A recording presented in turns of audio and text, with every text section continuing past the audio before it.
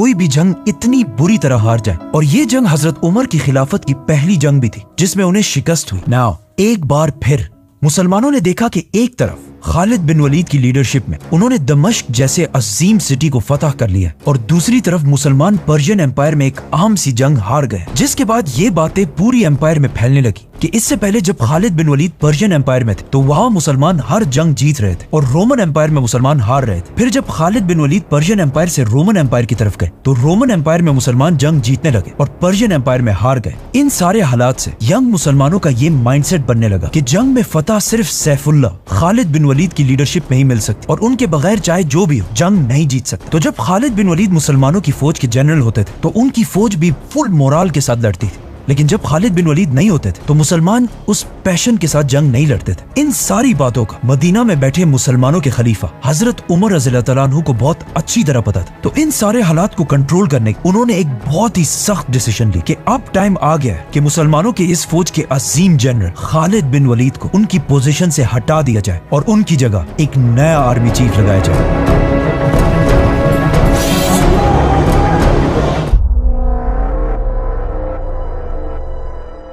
Khalid bin Waleed इस्लाम की तारीख के सबसे बड़े जनरल जिन्होंने इस्लाम को अरब से निकालकर रोमन और पर्शियन एम्पायर जैसी सुपर पावर्स को हराया।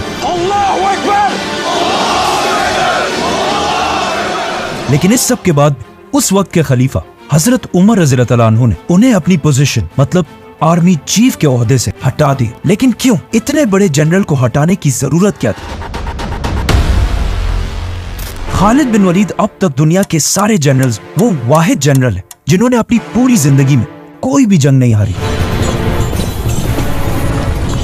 सबसे पहले उन्होंने अपनी जिंदगी की पहली जंग ओहद में मुसलमानों को हराया। फिर इस्लाम कबूल करने के बाद जंग मुता जैसी खतरनाक जंग जीती जिसमें रसूलुल्लाह सल्लल्लाहु अलैहि वसल्लम ने पहली दफा उन्हें सैफुल्लाह अल्लाह की तलवार का टाइटल दिया। फिर आप सल्लल्लाहु अलैहि वसल्लम के बाद पहले खलीफा हजरत अबू बकर रज़ियल्लाहु तआला अन्हु ने खालिद बिन वलीद को मुसलमानों की पूरी फौज का पहला आर्मी चीफ बना, जिसके बाद वो मदीना से फौज लेकर रवाना हुए और बहुत तेजी से पूरे अरब को फतह कर लिया और जंग यमामा में बहुत बड़ी फतह हासिल की। लेकिन पूरा अरब फतह करने के बाद अबू बकर रज़ियल्लाहु तआला अन्हु ने उन्हें वापस मदीना आने के बजाय पर्शियन एम्पायर की तरफ जाने का हुक्म दिया। पर्शियन एम्पायर पहुंचने के बाद खालिद बिन वलीद ने अगेन बहुत ही तेजी से पर्शियन एम्पायर के ये सारे इलाके फतह कर लिए। लेकिन at the same time Abu Bakr रज़ियल्लाहु तआला अन्हु ने एक दूसरी फौज रोमन एम्पायर की तरफ भी रवाना की, लेकिन ये फौज बहुत बड़ी होने के बावजूद भी उस तरह की कामयाबी हासिल ना कर सकी।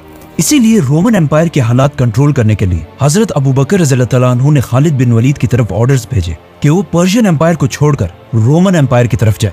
फिर जब Khalid bin Waleed Roman empire की तरफ गए तो अगेन वहां हर जंग जीतने लगे और आखिर रोमन एम्पायर की बहुत ही इंपॉर्टेंट सिटी दमास्कस को फतह करके ये सारा इलाका फतह कर लिया। लेकिन अब जब Khalid bin Waleed Roman empire की तरफ चले गए थे तो पर्शियन एम्पायर में मुसलमान दोबारा हारने लगे। तो जब पूरी दुनिया के लोगों ने ये देखा कि जहां खालिद बिन वलीद जाते हैं वहां मुसलमान जीतते हैं और जहां पर वो नहीं होते वहां मुसलमान हार जाते हैं, जिसके बाद खालिद बिन वलीद एक बहुत बड़ी सेलिब्रिटी बन गए और सिर्फ मुसलमानों में नहीं बल्कि रोमन और पर्शियन एम्पायर में भी खालिद बिन वलीद के फतूहात की कहानियां फैलने लगी। यहाँ तक कि एक दुश्मन जनरल ने खालिद बिन वलीद के पास आकर ये तक कहा कि हमारे इलाके में ये कहानी मशहूर है कि एक दिन आसमान से अल्लाह की तरफ से आपके लिए एक तलवार नाजिल हुई थी, इसीलिए आपको सैफुल्लाह कहा जाता है। इन सारी चीजों के बाद ये बातें नए मुसलमानों की गैदरिंग्स में आम हो चुकी थी कि सिर्फ खालिद ही जंग जीत सकते हैं और उनके अलावा चाहे जो भी हो मुसलमान जंग नहीं जीत सकते। जब हजरत उमर रज़ियल्लाहु तआला अन्हु खलीफा बने उन्हें पता था कि मुसलमानों का खालिद बिन वलीद के बारे में ये माइंडसेट इस्लाम के लिए बहुत ही खतरनाक हो सकता है, क्योंकि अगर let's say Khalid bin Waleed किसी जंग में शहीद हो जाते तो फिर मुसलमानों की फौज का सारा मोराल टूट जाता। तो आखिर हजरत उमर रज़ियल्लाहु तआला अन्हु ने इन हालात को कंट्रोल करने के लिए खालिद बिन वलीद को उनकी पोजीशन आर्मी चीफ के ओहदे से हटाने का फैसला किया। बट वेट, हजरत उमर ने सिर्फ खालिद बिन वलीद को ही नहीं हटाया बल्कि मुसलमानों की स्टेट को हर एंगल से बदलना शुरू किया और मदीना में बैठकर हर इलाके की तरफ ऑर्डर्स भेजे। सबसे पहले उन्होंने फतह किए गए इलाकों में नए गवर्नर्स लगाए और उनको ये ऑर्डर्स दे दिए कि हर फैसले से पहले मदीना में खलीफा से पूछना लाजमी है। और ये अरब के लिए बहुत ही नई बात थी, क्योंकि इससे पहले हर कबीला अपने फैसले खुद ही किया करता था। लेकिन हजरत उमर कबायली सिस्टम के खिलाफ थे और एक सेंट्रलाइज्ड मदीना की ताकत चाहते थे। सूबों में गवर्नर्स लगाने के साथ साथ हजरत उमर ने उन्हें बताए बगैर कुछ जासूस भी बिठाए जो इन गवर्नर्स की अच्छी या बुरी हर खबर हजरत उमर तक पहुंचाते रहते थे। इसके अलावा हजरत उमर ने हर सूबे में जस्टिस, इंसाफ का सिस्टम बनाया, जिसमें हर सूबे में इस्लामिक कानून के मुताबिक अदालतें, कोर्ट्स बनाए गए और इन सारी अदालतों का हेडक्वार्टर सुप्रीम कोर्ट मदीना में बनाया गया, जिसमें बहुत सारे सहाबा जजेस लगाए गए।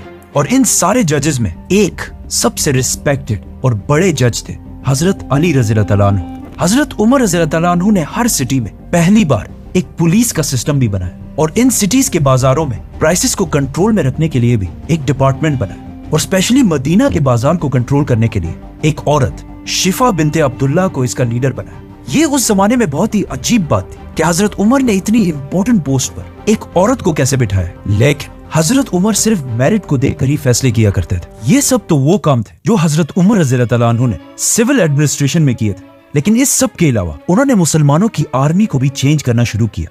मतलब इससे पहले हजरत अबू बकर रज़ियल्लाहु तआला अन्हु के दौर में मुसलमानों की आर्मी और जनरल्स सारे फैसले खुद ही किया करती थी और हजरत अबू बकर रज़ियल्लाहु तआला अन्हु ने ये करने की उन्हें इजाजत भी दी थी, क्योंकि उस जमाने में ना फोन्स थे और ना इंटरनेट।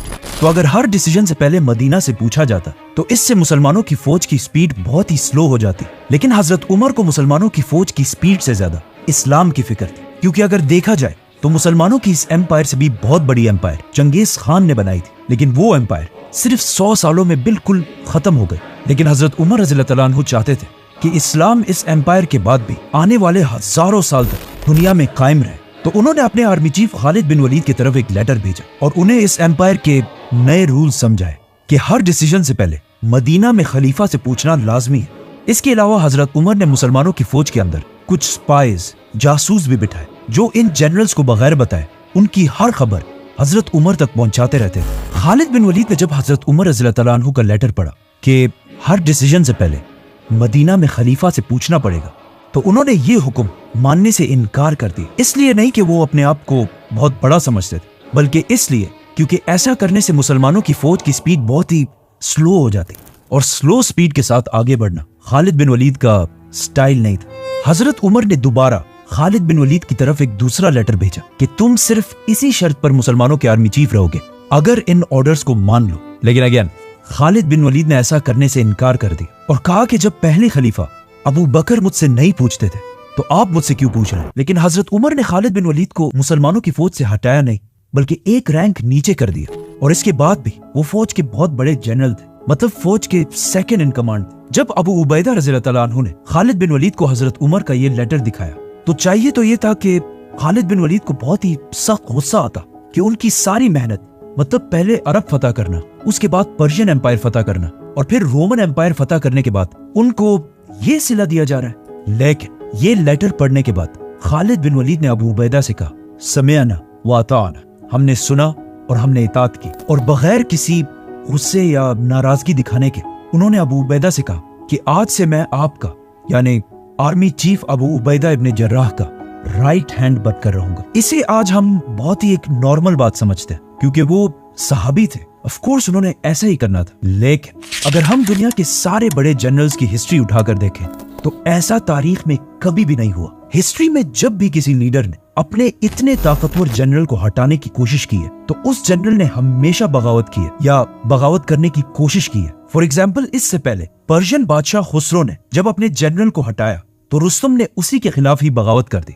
और रोमन एम्पायर के जनरल पोम्पी ने भी बगावत की। और इवन आज मॉडर्न दौर में भी जब पाकिस्तान के प्राइम मिनिस्टर नवाज शरीफ ने अपने पावरफुल आर्मी चीफ मुशर्रफ को हटाने की कोशिश की तो मुशर्रफ ने उल्टा उसे ही हटाकर पूरे मुल्क पर कब्जा कर लिया। इन सारे जनरल्स की खालिद बिन वलीद के सामने कोई औकात नहीं थी, क्योंकि खालिद बिन वलीद को आज तक दुनिया के सबसे बड़े जनरल्स में से एक माना जाता है। लेकिन जब हजरत उमर ने उन्हें अपनी पोजीशन आर्मी चीफ के ओहदे से हटाया तो उन्होंने बहुत ही पावरफुल होने के बावजूद कुछ नहीं किया और अपने लीडर खलीफा के ऑर्डर्स मान लिए। इस वक्त मुसलमान बहुत ही सख्त सिचुएशन में थे, एक तरफ रोमन्स और दूसरी तरफ पर्शियंस, और अगर खालिद बिन वलीद भी बगावत कर देते तो मुसलमानों की एम्पायर हमेशा के लिए खत्म होने का खतरा था।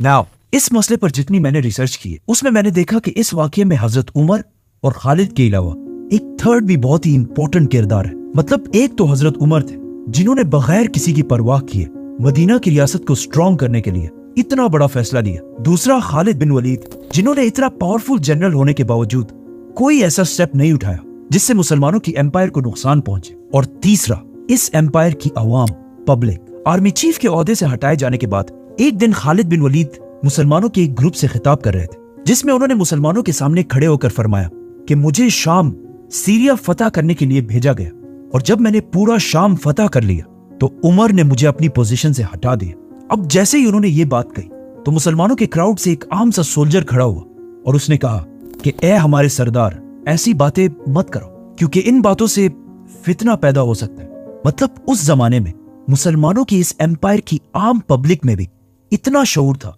कि वो ये बात बहुत ही अच्छी तरह जानते थे कि चाहे जो भी हो जाए, लीडर लीडर होता है और जनरल सिर्फ एक जनरल।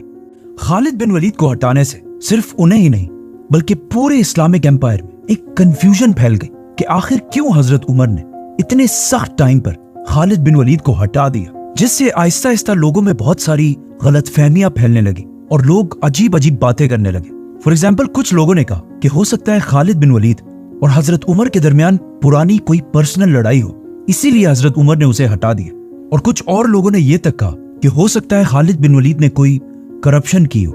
लेकिन अगेन, हजरत उमर का जासूसों का नेटवर्क, स्पाइज का नेटवर्क इतना स्ट्रांग था कि उन्हें अवाम के इस कंफ्यूजन का पहले ही पता चल गया। तो हजरत उमर ने मुसलमानों को मदीना के मस्जिद नबी में जमा होने का हुक्म दिया और फिर सबके सामने खड़े होकर उन्होंने क्लियरली बता दिया कि मैंने, उमर बिन खत्ताब ने, अपने army chief Khalid bin Walid को किसी पर्सनल दुश्मनी या करप्शन की वजह से नहीं हटाया, बल्कि सिर्फ इसलिए क्योंकि खालिद बिन वलीद की जबरदस्त फतूहात की वजह से लोग अल्लाह के बजाय खालिद बिन वलीद पर ट्रस्ट करने लगे थे। और मैं सारे मुसलमानों को यह दिखाना चाहता हूं कि किसी भी जंग में जीत सिर्फ और सिर्फ अल्लाह की तरफ से आती है, किसी इंसान की तरफ से नहीं। और फिर यही सारी बातें उन्होंने लेटर्स में भी लिखी और फिर इन लेटर्स को हर सूबे के गवर्नर्स तक पहुंचा दिया ताकि खालिद बिन वलीद के कैरेक्टर पर कोई मुसलमान भी उंगली ना उठा सके। और इस वाक़े के बाद उन्होंने खालिद बिन वलीद की बेवा बहन के साथ शादी भी की, जिससे क्लियरली ये पता चलता है कि हजरत उमर और खालिद बिन वलीद के दरमियान इस वाक़े के बाद कोई इश्यूज नहीं थे। लोगों ने हजरत उमर रज़ियल्लाहु तआला अन्हु की बात सुनकर मान तो ली, लेकिन अब हजरत उमर के सामने बहुत बड़ा चैलेंज था कि अब उन्हें नेक्स्ट हर जंग जीतना लाजमी था, क्योंकि अगर मुसलमान खालिद बिन वलीद के जाने के बाद जंगे हारने लगे तो लोग हमेशा के लिए हजरत उमर के इस डिसीजन को गलत समझते। नाउ आप सल्लल्लाहु अलैहि वसल्लम की वफात के बाद अबू बकर रज़ियल्लाहु तआला अन्हु की खिलाफत में अरब के बहुत सारे कबीलों ने मदीना की रियासत से बगावत की थी, जिन्हें फिर खत्म तो कर दिया गया था, बट इन जंगों में बहुत सारे लोगों को गिरफ्तार करके कैदी बनाया गया था। लेकिन जब हजरत उमर रज़ियल्लाहु तआला अन्हु खलीफा बने तो उन्होंने इन सारे कैदियों को रिहा करने का हुक्म दिया और सबके लिए एक आम माफी का ऐलान कर दिया, जिससे पूरे अरब में उनकी पॉपुलैरिटी बहुत ही ज्यादा बढ़ गई और लोग हजरत उमर की इस रहमदिली से इतना खुश हुए कि उन्होंने आकर इस्लाम कबूल कर लिया और फिर अपनी मर्जी से मुसलमानों की फौज में शामिल हो गए। इन लोगों में एक शख्स तुलैहा भी था और ये वो शख्स था जिसने इससे पहले अबू बकर रज़ियल्लाहु तआला अन्हु के दौर में पैगंबर होने का झूठा दावा भी किया था। लेकिन जब वो हजरत उमर रज़ियल्लाहु तआला अन्हु के पास आए तो हजरत उमर ने उन्हें भी माफ कर दिया और वो भी मुसलमानों की फौज में शामिल हो गए। हजरत उमर के इन सख्त और जबरदस्त डिसीजंस के बाद अरब के लोग उनसे इतना खुश थे कि वो पुरानी सारी दुश्मनियां छोड़कर मुसलमानों के साथ शामिल हो गए। और पहली बार ऐसा भी हुआ कि क्रिश्चियंस ने भी आकर पर्शियन एम्पायर के खिलाफ मुसलमानों का साथ देने की कसम खाई। तो अब हजरत उमर ने मुसलमानों और क्रिश्चियंस को मिलाकर पर्शियन एम्पायर के खिलाफ एक नई आर्मी बनाई। इस फौज ने मुसन्ना की लीडरशिप पर्शियन एम्पायर की एक बहुत बड़ी फौज को हरा दिया और eight the same time Abu Ubaida इब्न जर्राह की लीडरशिप में भी मुसलमानों ने रोमन एम्पायर की एक फौज को हराकर बहुत बड़ी फतह हासिल की। और इस तरह पूरी दुनिया ने देखा कि मदीना की रियासत मुसलमान खालिद बिन वलीद के बगैर भी जंगे जीत सकते और हजरत उमर रज़ियल्लाहु तआला अन्हु का प्लान कामयाब हो गया। लेकिन अब मुसलमानों की तारीख की सबसे बड़ी जंगे यरमुक और जंगे कादसिया बहुत ही करीब आ चुकी है। जंगे यरमुक मुसलमानों की तारीख की सबसे बड़ी और सबसे फेमस जंग, जिसमें एक तरफ रोमन एम्पायर अपनी फुल ताकत के साथ 2 लाख की फौज लेकर खड़ी थी और दूसरी तरफ मुसलमान खालिद बिन वलीद की लीडरशिप में सिर्फ 30,000 मुसलमानों के साथ खड़े थे। But wait, Khalid bin Walid को तो इस जंग से पहले ही आर्मी चीफ के ओहदे से हटा दिया गया था, तो फिर वो इस जंग के लीडर आखिर बने कैसे? इस जंग की स्टोरी, जंगे यरमुक की स्टोरी बहुत ही इंटरेस्टिंग होने वाली है। मुसलमानों ने पहले खलीफा अबू बकर रज़ियल्लाहु तआला अन्हु के दौर में उस वक्त की सुपर पावर्स रोमन और पर्शियन एम्पायर से हड्डा ले लिया। और जब हजरत उमर रज़ियल्लाहु तआला अन्हु खलीफा बने तो मुसलमान खालिद बिन वलीद की लीडरशिप में इन दोनों एम्पायर से ये सारा इलाका फतह कर चुके थे। लेकिन जैसे ही हजरत उमर खलीफा बने उन्होंने खालिद बिन वलीद को उनकी पोजीशन आर्मी चीफ के ओहदे से हटा दिया, जिसे हम इस वीडियो में एक्सप्लेन कर चुके, और उनकी जगह अबू उबैदा इब्ने जर्राह को मुसलमानों का नया आर्मी चीफ बनाया। नाउ खालिद बिन वलीद के जमाने में मुसलमान दमास्कस जैसी बड़ी सिटी को फतह कर चुके थे। ये इतनी बड़ी सिटी थी कि ये आज तक सीरिया शाम का कैपिटल है। तो अबू उबैदा इब्ने जर्राह की लीडरशिप में मुसलमान इस सिटी से भी आगे बढ़े और रोमन एम्पायर की एक दूसरी बहुत ही इंपॉर्टेंट सिटी तक पहुंचे, एमेसा, जिसे आज होम्स कहा जाता है। एमेसा कोई आम सिटी नहीं थी, इसकी लंबी लंबी दीवारें थी और इन दीवारों के सामने एक बहुत बड़ी नहर बनाई गई थी ताकि कोई इस सिटी के दीवारों तक ना पहुंच सके। अबू उबैदा की लीडरशिप में मुसलमानों ने इस सिटी को चारों तरफ से घेर लिया। लेकिन अब मसला यह था कि जब मुसलमान इस सिटी तक पहुंचे तो ये दिसंबर की सख्त सर्दी का मौसम था और यहाँ बहुत ज्यादा बर्फबारी हो रही थी और मुसलमान तो सारे अरब के गर्म डेजर्ट से आए थे, तो वो इस सर्दी को बर्दाश्त नहीं कर सकते थे। काफी अरसा गुजरने के बाद भी मुसलमान इस सिटी को फतह नहीं कर सके और आखिर एक दिन मुसलमानों ने फैसला किया कि अब हम और थक गए, तो वो इस सिटी को छोड़कर वापस जाने लगे। ये तारीख में पहली दफा था कि मुसलमान किसी जंग को छोड़कर वापस जा रहे थे। ये देखकर अमेसा का जनरल और अवाम बहुत खुश हुई और कहने लगे कि हमें पता था ये अरब इस सर्दी को बर्दाश्त नहीं कर पाएंगे। तो इस सिटी के जनरल ने अपनी फौज को मुसलमानों पर हमले का हुक्म दिया ताकि मुसलमानों को यहाँ से जल्दी भगा सके, जिसकी वजह से उसकी फौज किले से बाहर निकल आई और मुसलमानों का पीछा करने लगी। जैसे ये फौज अपने किले के तोपों और तीरों की रेंज से बाहर निकली तो मुसलमानों की फौज अचानक रुक गई और इन पर हमला कर दी।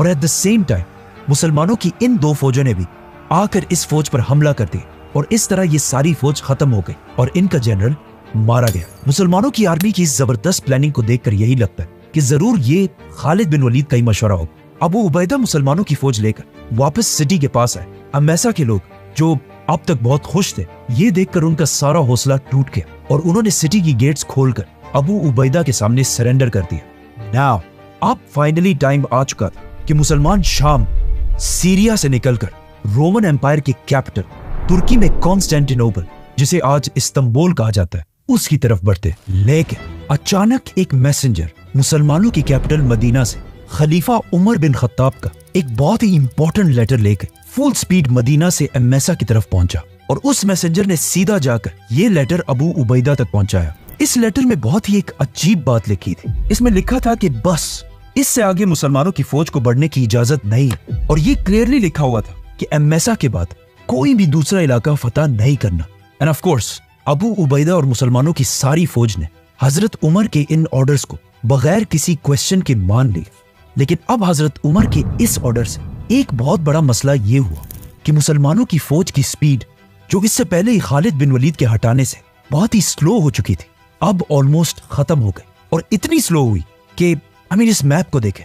हजरत अबू बकर रज़ियल्लाहु तआला अन्हु ने इससे पहले अपनी सिर्फ 2 साल की खिलाफत मदीना से दमास्कस तक ये इतना बड़ा इलाका फतह किया था। लेकिन अब हजरत उमर रज़ियल्लाहु तआला अन्हु के पहले 2 सालों में मुसलमान दमास्कस से सिर्फ इतना ही आगे जा पाए। लेकिन अब क्वेश्चन ये था कि हजरत उमर आखिर क्यों मुसलमानों को आगे बढ़ने से रोक रहे थे, क्योंकि हजरत उमर रज़ियल्लाहु तआला अन्हु को लीडरशिप की ट्रेनिंग खुद रसूलुल्लाह सल्लल्लाहु अलैहि वसल्लम ने दी थी और आप सल्लल्लाहु अलैहि वसल्लम को भी एक जमाने में मक्का वालों ने ऑफर दी थी और वो ऑफर ये थी कि हम आपको मक्का का बादशाह बना देंगे अगर आप अपने खुदा के साथ साथ हमारे खुदाओं को भी सही कहें।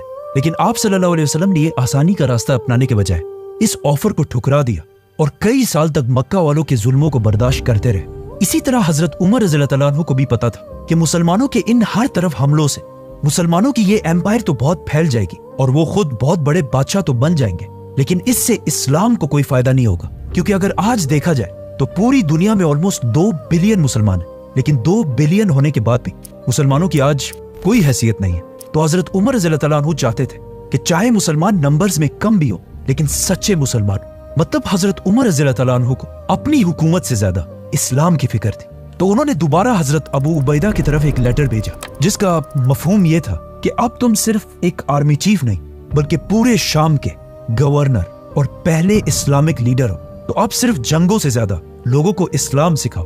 और यहीं से पहली बार अरब से बाहर लोग इस्लाम के सिस्टम को जानने लगे। इससे पहले हजरत अबू बकर रज़ियल्लाहु तआला अन्हु के दौर में मुसलमान इतनी टेंस सिचुएशन में थे कि उन्हें इन नए इलाकों में इस्लामिक निजाम कायम करने का टाइम नहीं मिला। तो अब हजरत उमर रज़ियल्लाहु तआला अन्हु ने पहली बार दुनिया के सामने एक नया सिस्टम रखा, खिलाफत का सिस्टम। और हजरत उमर रज़ियल्लाहु तआला अन्हु ने बहुत सोच समझ के हजरत अबू उबैदा को इस काम के लिए चूज किया, क्योंकि अबू उबैदा इब्न जर्राह रज़ियल्लाहु तआला अन्हु इस्लाम के पहले 10 मुसलमानों में से थे। और इस्लाम लाने के बाद वो रसूलुल्लाह सल्लल्लाहु अलैहि वसल्लम की हर डिसीजन में उनके साथ शामिल थे और इस्लाम के साथ इतने लॉयल थे कि जब जंग बदर में मुसलमान और काफिर एक दूसरे के सामने हुए तो अबू उबैदा के वालिद दुश्मनों की फौज में थे, और फिर जब जंग शुरू हुई तो अबू उबैदा के वालिद उन्हीं के हाथों से मारे गए, जिसके बाद इनकी इस्लाम के साथ कमिटमेंट पर किसी को कोई शक नहीं था। इसीलिए हजरत उमर रज़ियल्लाहु तआला अन्हु ने खालिद बिन वलीद को हटाकर इन्हें मुसलमानों का नया लीडर बनाया, क्योंकि अब जंग से ज्यादा एक ऐसे लीडर की जरूरत थी जो लोगों को इस्लाम का असल मकसद सिखा सके। तो हजरत अबू उबैदा रज़ियल्लाहु तआला अन्हु ने पूरे शाम को छोटे हिस्सों में डिवाइड करके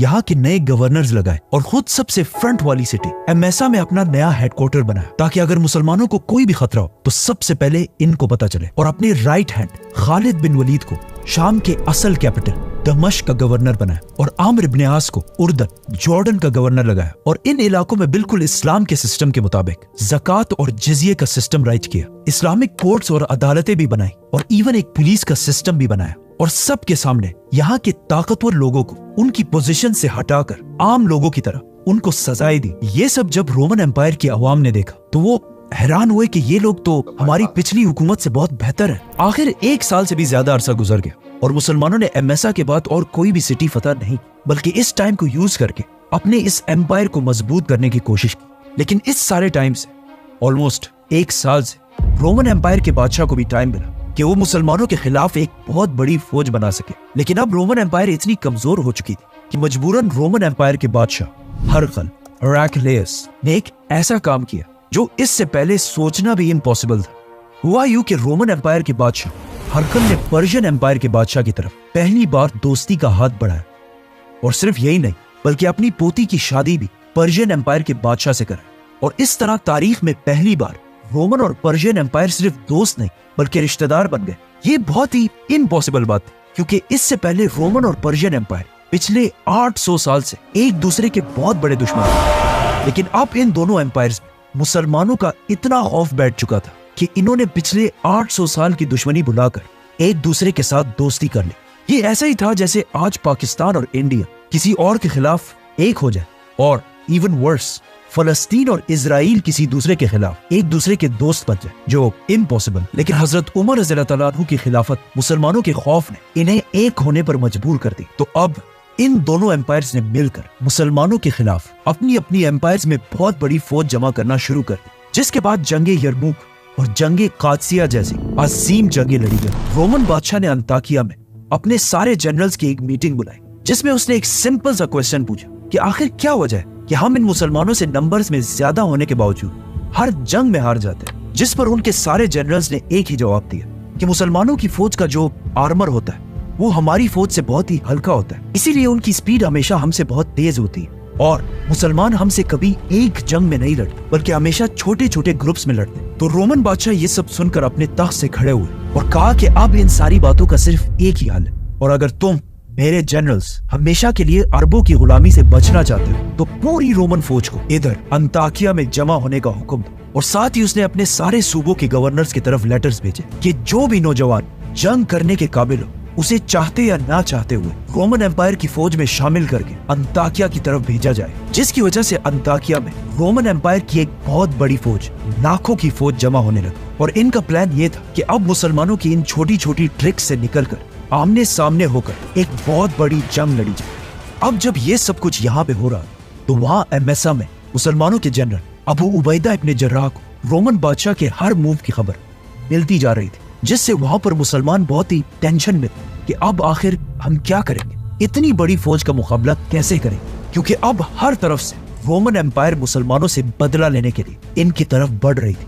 मुसलमानों की इस घबराहट को देखकर अबू उबैदा ने जल्दी से एक दूसरी मीटिंग बुलाई और अपने सारे जनरल्स को बुलाकर पूछा कि अब हमें इतनी बड़ी फौज के सामने क्या करना चाहिए, जिस पर सारे जनरल्स के मशवरे से ये फैसला किया गया कि हमें अम्मेसा, जिसे आज के जमाने में होम्स कहा जाता है, इस सिटी को बगैर किसी लड़ाई के छोड़कर यहां से वापस दमिश्क की तरफ जाना चाहिए, जिधर उस वक्त खालिद बिन वलीद अपनी फौज के साथ मौजूद थे। लेकिन जाने से पहले अबू उबैदा इब्न जर्राह ने इस सिटी के फाइनेंस मिनिस्टर को बुलाया और उसे ऑर्डर्स दिए कि यहाँ जितने लोगों से भी जिजिया टैक्स लिया गया था उन सब को वो पैसे वापस कर दिए जाए, क्योंकि ये जिजिया टैक्स हमने इनकी हिफाजत के लिए लिया था और अब जब हम इनकी और हिफाजत नहीं कर सकते तो इस टैक्स पर भी अब हमारा कोई हक नहीं है। तो इधर मुसलमान इस सिटी को छोड़कर जाने की तैयारी कर रहे थे और वहां वो फाइनेंस मिनिस्टर अपनी टीम के साथ अम्मेसा के हर घर घर तक जाकर लोगों को उनके टैक्स के पैसे वापस दे रहा था। ये देखकर यहाँ के लोग अगेन हैरान रह गए कि आखिर ये क्या मखलूक है कि हम तो सिर्फ इस बात पर खुश थे कि इन्होंने हमारे इलाके फतह करने के बाद हमें नहीं मारा और हमारी औरतों को भी कुछ नहीं कहा और हमारी जमीनें भी नहीं छीनी, और अब इस सब के बाद भी ये हमसे लिया गया टैक्स भी वापस करके जा रहे हैं। इनमें से एक बंदे ने मुसलमानों के जनरल के पास आकर ये तक कहा कि खुदा आप लोगों को हमारे ऊपर दोबारा लाए। तो आखिर मुसलमान इस सिटी होम्स को छोड़कर यहाँ से दमिश्क की तरफ रवाना हुए, जहाँ खालिद बिन वलीद अपनी फौज के साथ इनका इंतजार कर रहे थे। दमिश्क पहुंचते ही दोबारा सारे जनरल्स की मीटिंग स्टार्ट हुई कि अब आगे हमें क्या करना चाहिए। अब जब ये मीटिंग चल ही रही थी कि अचानक एक मैसेंजर जॉर्डन उर्दन से अम्र इब्न आस का लेटर लेकर अबू उबैदा के पास पहुंचा, और इस लेटर में लिखा था कि रोमन एम्पायर की फौज की ताकत को देखकर सिर्फ जॉर्डन में नहीं बल्कि हर तरफ बहुत सारे क्रिश्चियंस बगावत कर रहे हैं। और अब जब उन्होंने ये भी देखा कि मुसलमान उस फौज के डर से अम्मेसा छोड़कर वापस आ चुके हैं तो उनका कॉन्फिडेंस और भी बढ़ चुका है और हर तरफ इन बगावतों को कंट्रोल करना बहुत मुश्किल हो चुका है।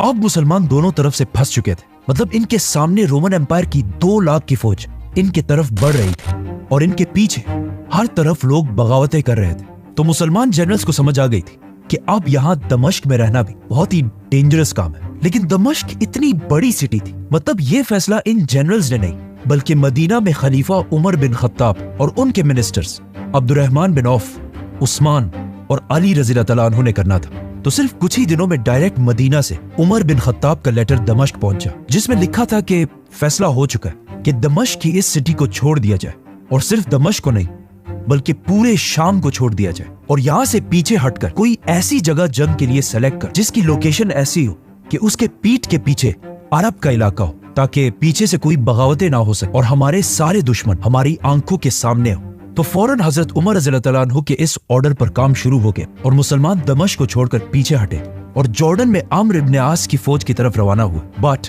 जाने से पहले यहाँ के सारे लोगों से भी जो टैक्स लिया गया था, अबू उबैदा ने वो टैक्स वापस करने का हुक्म दिया, और यहाँ के लोग भी हैरान हुए कि ये कौन लोग हैं आखिर मुसलमानों की ये फौज और अम्र इब्न आस की फौज यरमूक के दरिया के पास एक दूसरे के साथ मिल गई, और साथ ही शाम में मुसलमानों की जितनी भी फौज वो सारे भी आकर मुसलमानों की इस फौज के साथ शामिल हो, और ये सब रोमन एम्पायर की फौज का इंतजार करने लगे। वहाँ मदीना में भी हजरत उमर रज़ी अल्लाह अन्हु और उनके सारे मिनिस्टर्स बहुत टेंशन में थे कि अब इतनी बड़ी फौज का मुकाबला कैसे करेंगे, क्योंकि ये अब तक इस्लाम की तारीख की सबसे बड़ी जंग थी। तो उन्होंने इस फौज की मदद के लिए मदीना में इस फौज के लिए लोग जमा करना शुरू कर दिए। तो हजरत उमर रज़ी अल्लाह अन्हु ने मस्जिद नबवी में सबको बुलाकर एक बहुत ही जबरदस्त स्पीच की, जिसमें सबसे पहले वो सहाबा भी सामने आए जो इस्लाम की पहली जंग बदर में भी शामिल थे, और अब उनकी एज भी बहुत ज्यादा थी, लेकिन ये जंग इतनी खतरनाक थी कि जंग बदर के 100 सहाबा इस जंग में शामिल होने के लिए तैयार हुए। मतलब जंग बदर के 313 में से 100 सहाबा, जो एक बहुत बड़ा नंबर है। तो ये बदरी सहाबा भी बिल्कुल जंग बदर की तरफ अब तलवार उठाकर जंग यरमूक की तरफ जाने के लिए तैयार हुए। इन्हीं 100 सहाबा को देखकर 1000 और सहाबा भी इस जंग के लिए तैयार हुए, और इन 1000 सहाबा को देखकर 5000 और मुसलमानों ने भी यरमूक की तरफ जाने का वादा किया। ये देखकर हजरत उमर रज़ी अल्लाह अन्हु ने भी इरादा किया कि वो खुद इस जंग को यरमूक में लीड करेंगे, लेकिन फिर बाकी सहाबा ने उन्हें समझाया कि ये जंग जीतना बहुत ही मुश्किल काम है, और कहीं ऐसा ना हो कि मुसलमान ये जंग हार जाए और खलीफा को भी नुकसान पहुंचे, तो इससे इस्लाम को बहुत बड़ा नुकसान होगा, तो आप इस जंग के लिए खुद मत जाएं। अब वहां यरमूक के मैदान में एक तरफ 2 लाख और दूसरी तरफ सिर्फ 30,000 की फौज खड़ी थी, लेकिन काफी दिन गुजरने के बाद भी इन दोनों फौजों में कोई भी एक दूसरे पर हमला नहीं कर रहा था, और कई हफ्तों तक रोमन कैंप से रात को शराब और पार्टीज की आवाजें आती रहती थी, और ऐसा लग ही नहीं रहा था कि ये लोग कोई जंग करने के लिए आए। तो ये देखकर खालिद बिन वलीद ने सोचा कि जरूर इसके पीछे कोई ना कोई साजिश चल रही हो। तो अचानक एक दिन रोमन जनरल वाहान का एक बंदा मुसलमानों के कैंप्स की तरफ आया और अबू उबैदा से कहा कि हम आपसे लड़ना नहीं चाहते, बल्कि आप लोगों के साथ एक डील करना चाहते हैं, तो आप अपना कोई स्ट्रॉन्ग जनरल कल हमारी तरफ भेजें। तो अबू उबैदा रज़ियल्लाहु तआला अन्हु ने of course Khalid bin Walid को उनकी तरफ भेजा। जैसे ही खालिद बिन वलीद वहां पहुंचे तो रोमन जनरल ने उन्हें डराने के लिए अपनी फौज को फुल सीधी लाइन में खड़ा किया और फुल आर्मर के साथ भर दिया, ताकि मुसलमान जनरल के दिल में रोमन एम्पायर का खौफ बैठ जाए। बट ये लोग किसको डरा रहे थे? खालिद बिन वलीद को? I don't think so. Khalid bin Walid इन सारी चीजों को इग्नोर कर सीधा रोमन जनरल के पास पहुंचे। तो जनरल सारों के सामने खड़े हुए और अपनी स्पीच स्टार्ट की, जिसमें उन्होंने जीसस क्राइस्ट की कुछ तारीफ करने के बाद अपने बादशाह हरकल की तारीफ करना शुरू की और कहा कि हरकल रोमन बादशाह पूरी दुनिया का सबसे ताकतवर बादशाह है। और जब वो इसकी कुछ ज्यादा ही तारीफ करने लगा तो खालिद बिन वलीद ने उसे रोक दी और कहा, यस, मैं मानता हूं कि तुम्हारा बादशाह सबसे बड़ा बादशाह, हमारे बादशाह से भी बड़ा बादशाह, लेकिन जिस आदमी को हमने अपना लीडर बनाया वो असल में कोई बादशाह है ही नहीं, बल्कि खलीफा है। और जिस दिन उसके दिल में बादशाह की थोड़ी सी भी ख्वाहिश पैदा हुई, हम उसको उसकी पोजीशन से हटा देंगे। और ये बात बिल्कुल सही थी, क्योंकि अगर देखा जाए तो यरमुक के मुसलमानों की इस फौज में खलीफा उमर बिन खत्ताब के अपने बेटे अब्दुल्ला बिन उमर भी शामिल थे, लेकिन किसी जनरल की हैसियत में नहीं, बल्कि एक आम सोल्जर की तरह। इसके अलावा पिछले खलीफा हजरत अबू बकर के बेटे अब्दुर्रहमान बिन अबू बकर भी इस जंग में एक आम सोल्जर की तरह शामिल। और इस फौज के जनरल सारे ऐसे लोग जिनका हजरत उमर रज़ियल्लाहु तआला अन्हु के कबीले बनु अदी से दूर दूर तक कोई ताल्लुक नहीं। खालिद बिन वलीद ने ऑफ कोर्स इस मीटिंग में रोमन्स की सारी ऑफर्स को रिजेक्ट कर दी और वापस अपने कैंप्स की तरफ आए। बट एक मिनट, ये अजीब बात नहीं है कि रोमन्स 2 लाख होने के बाद भी मुसलमानों से जंग नहीं बल्कि डील करना चाहते। असल में ये सब कुछ झूठ। रोमन्स मुसलमानों से कोई डील नहीं बल्कि टाइम बाय करना चाहते थे। याद है हमने कहा था कि इस जंग से कुछ ही अरसा पहले रोमन और पर्शियन एम्पायर दोस्त ही नहीं बल्कि रिश्तेदार बन चुके थे, और इन दोनों ने मुसलमानों के खिलाफ एक ही टाइम पर फौजें जमा करना शुरू कर दी। तो रोमन एम्पायर मुसलमानों से कोई डील नहीं बल्कि अपने दोस्त पर्शियन एम्पायर की फौज का इंतजार कर रही थी, ताकि वो जल्दी रेडी हो और हम दोनों एक साथ ही मुसलमानों पर हमला करके इन्हें खत्म कर दें। तो ये डील सिर्फ एक बहाना था जिसका खालिद बिन वलीद को पहले ही अंदाजा हो चुका था। तो उन्होंने सीधा एक लेटर हजरत उमर रज़ियल्लाहु तआला अन्हु की तरफ भेजा कि यहाँ पे ये सब कुछ चल रहा है। तो हजरत उमर रज़ियल्लाहु तआला अन्हु ने पर्शियन एम्पायर में मुसलमानों की फौज की तरफ ऑर्डर्स भेजे कि किसी भी हाल में पर्शियन एम्पायर के साथ जंग मत करो, बल्कि उनके साथ निगोशिएशन स्टार्ट करो कि हम आपसे और जंग नहीं करना चाहते और हम अपने इलाकों में वापस जा रहे हैं, ताकि इससे पर्शियन एम्पायर की फौज स्लो हो जाए। And it worked. पर्शियन बादशाह ये सुनकर बहुत ही खुश हुआ और मुसलमानों से इन निगोशिएशंस में उनका बहुत टाइम वेस्ट होने लगा। तो इस तरह हजरत उमर रज़ियल्लाहु तआला अन्हु ने जबरदस्त प्लानिंग से पर्शियन एम्पायर से जंग का खतरा थोड़ा डिले कर दिया। नाउ रोमन फौज यरमुक में अब भी पर्शियन फौज का इंतजार ही कर रही, लेकिन अचानक उन्होंने देखा कि मदीना से एक नई फौज ने आकर मुसलमानों की फौज को ज्वाइन कर लिया। ये वही 6000 की फौज थी जो हजरत उमर रज़ियल्लाहु तआला अन्हु ने भेजी थी, लेकिन इस फौज को ऑर्डर्स दिए गए कि तुम सारों ने एक साथ यरमुक के मैदान में दाखिल नहीं होना, बल्कि हर दिन छोटे छोटे ग्रुप्स 500 या 1000 लोगों ने इस मैदान में दाखिल होना है। जिससे बहुत बड़ा फायदा ये हुआ कि हर दिन रोमन एम्पायर सुबह उठती है और देखती है कि सामने एक नई फौज आकर मुसलमानों के साथ मिल जाती। तो आखिर रोमन जनरल वाहान ने सोचा कि अगर ऐसा ही चलता ना तो मुसलमानों को हराना बहुत ही मुश्किल हो जाएगा।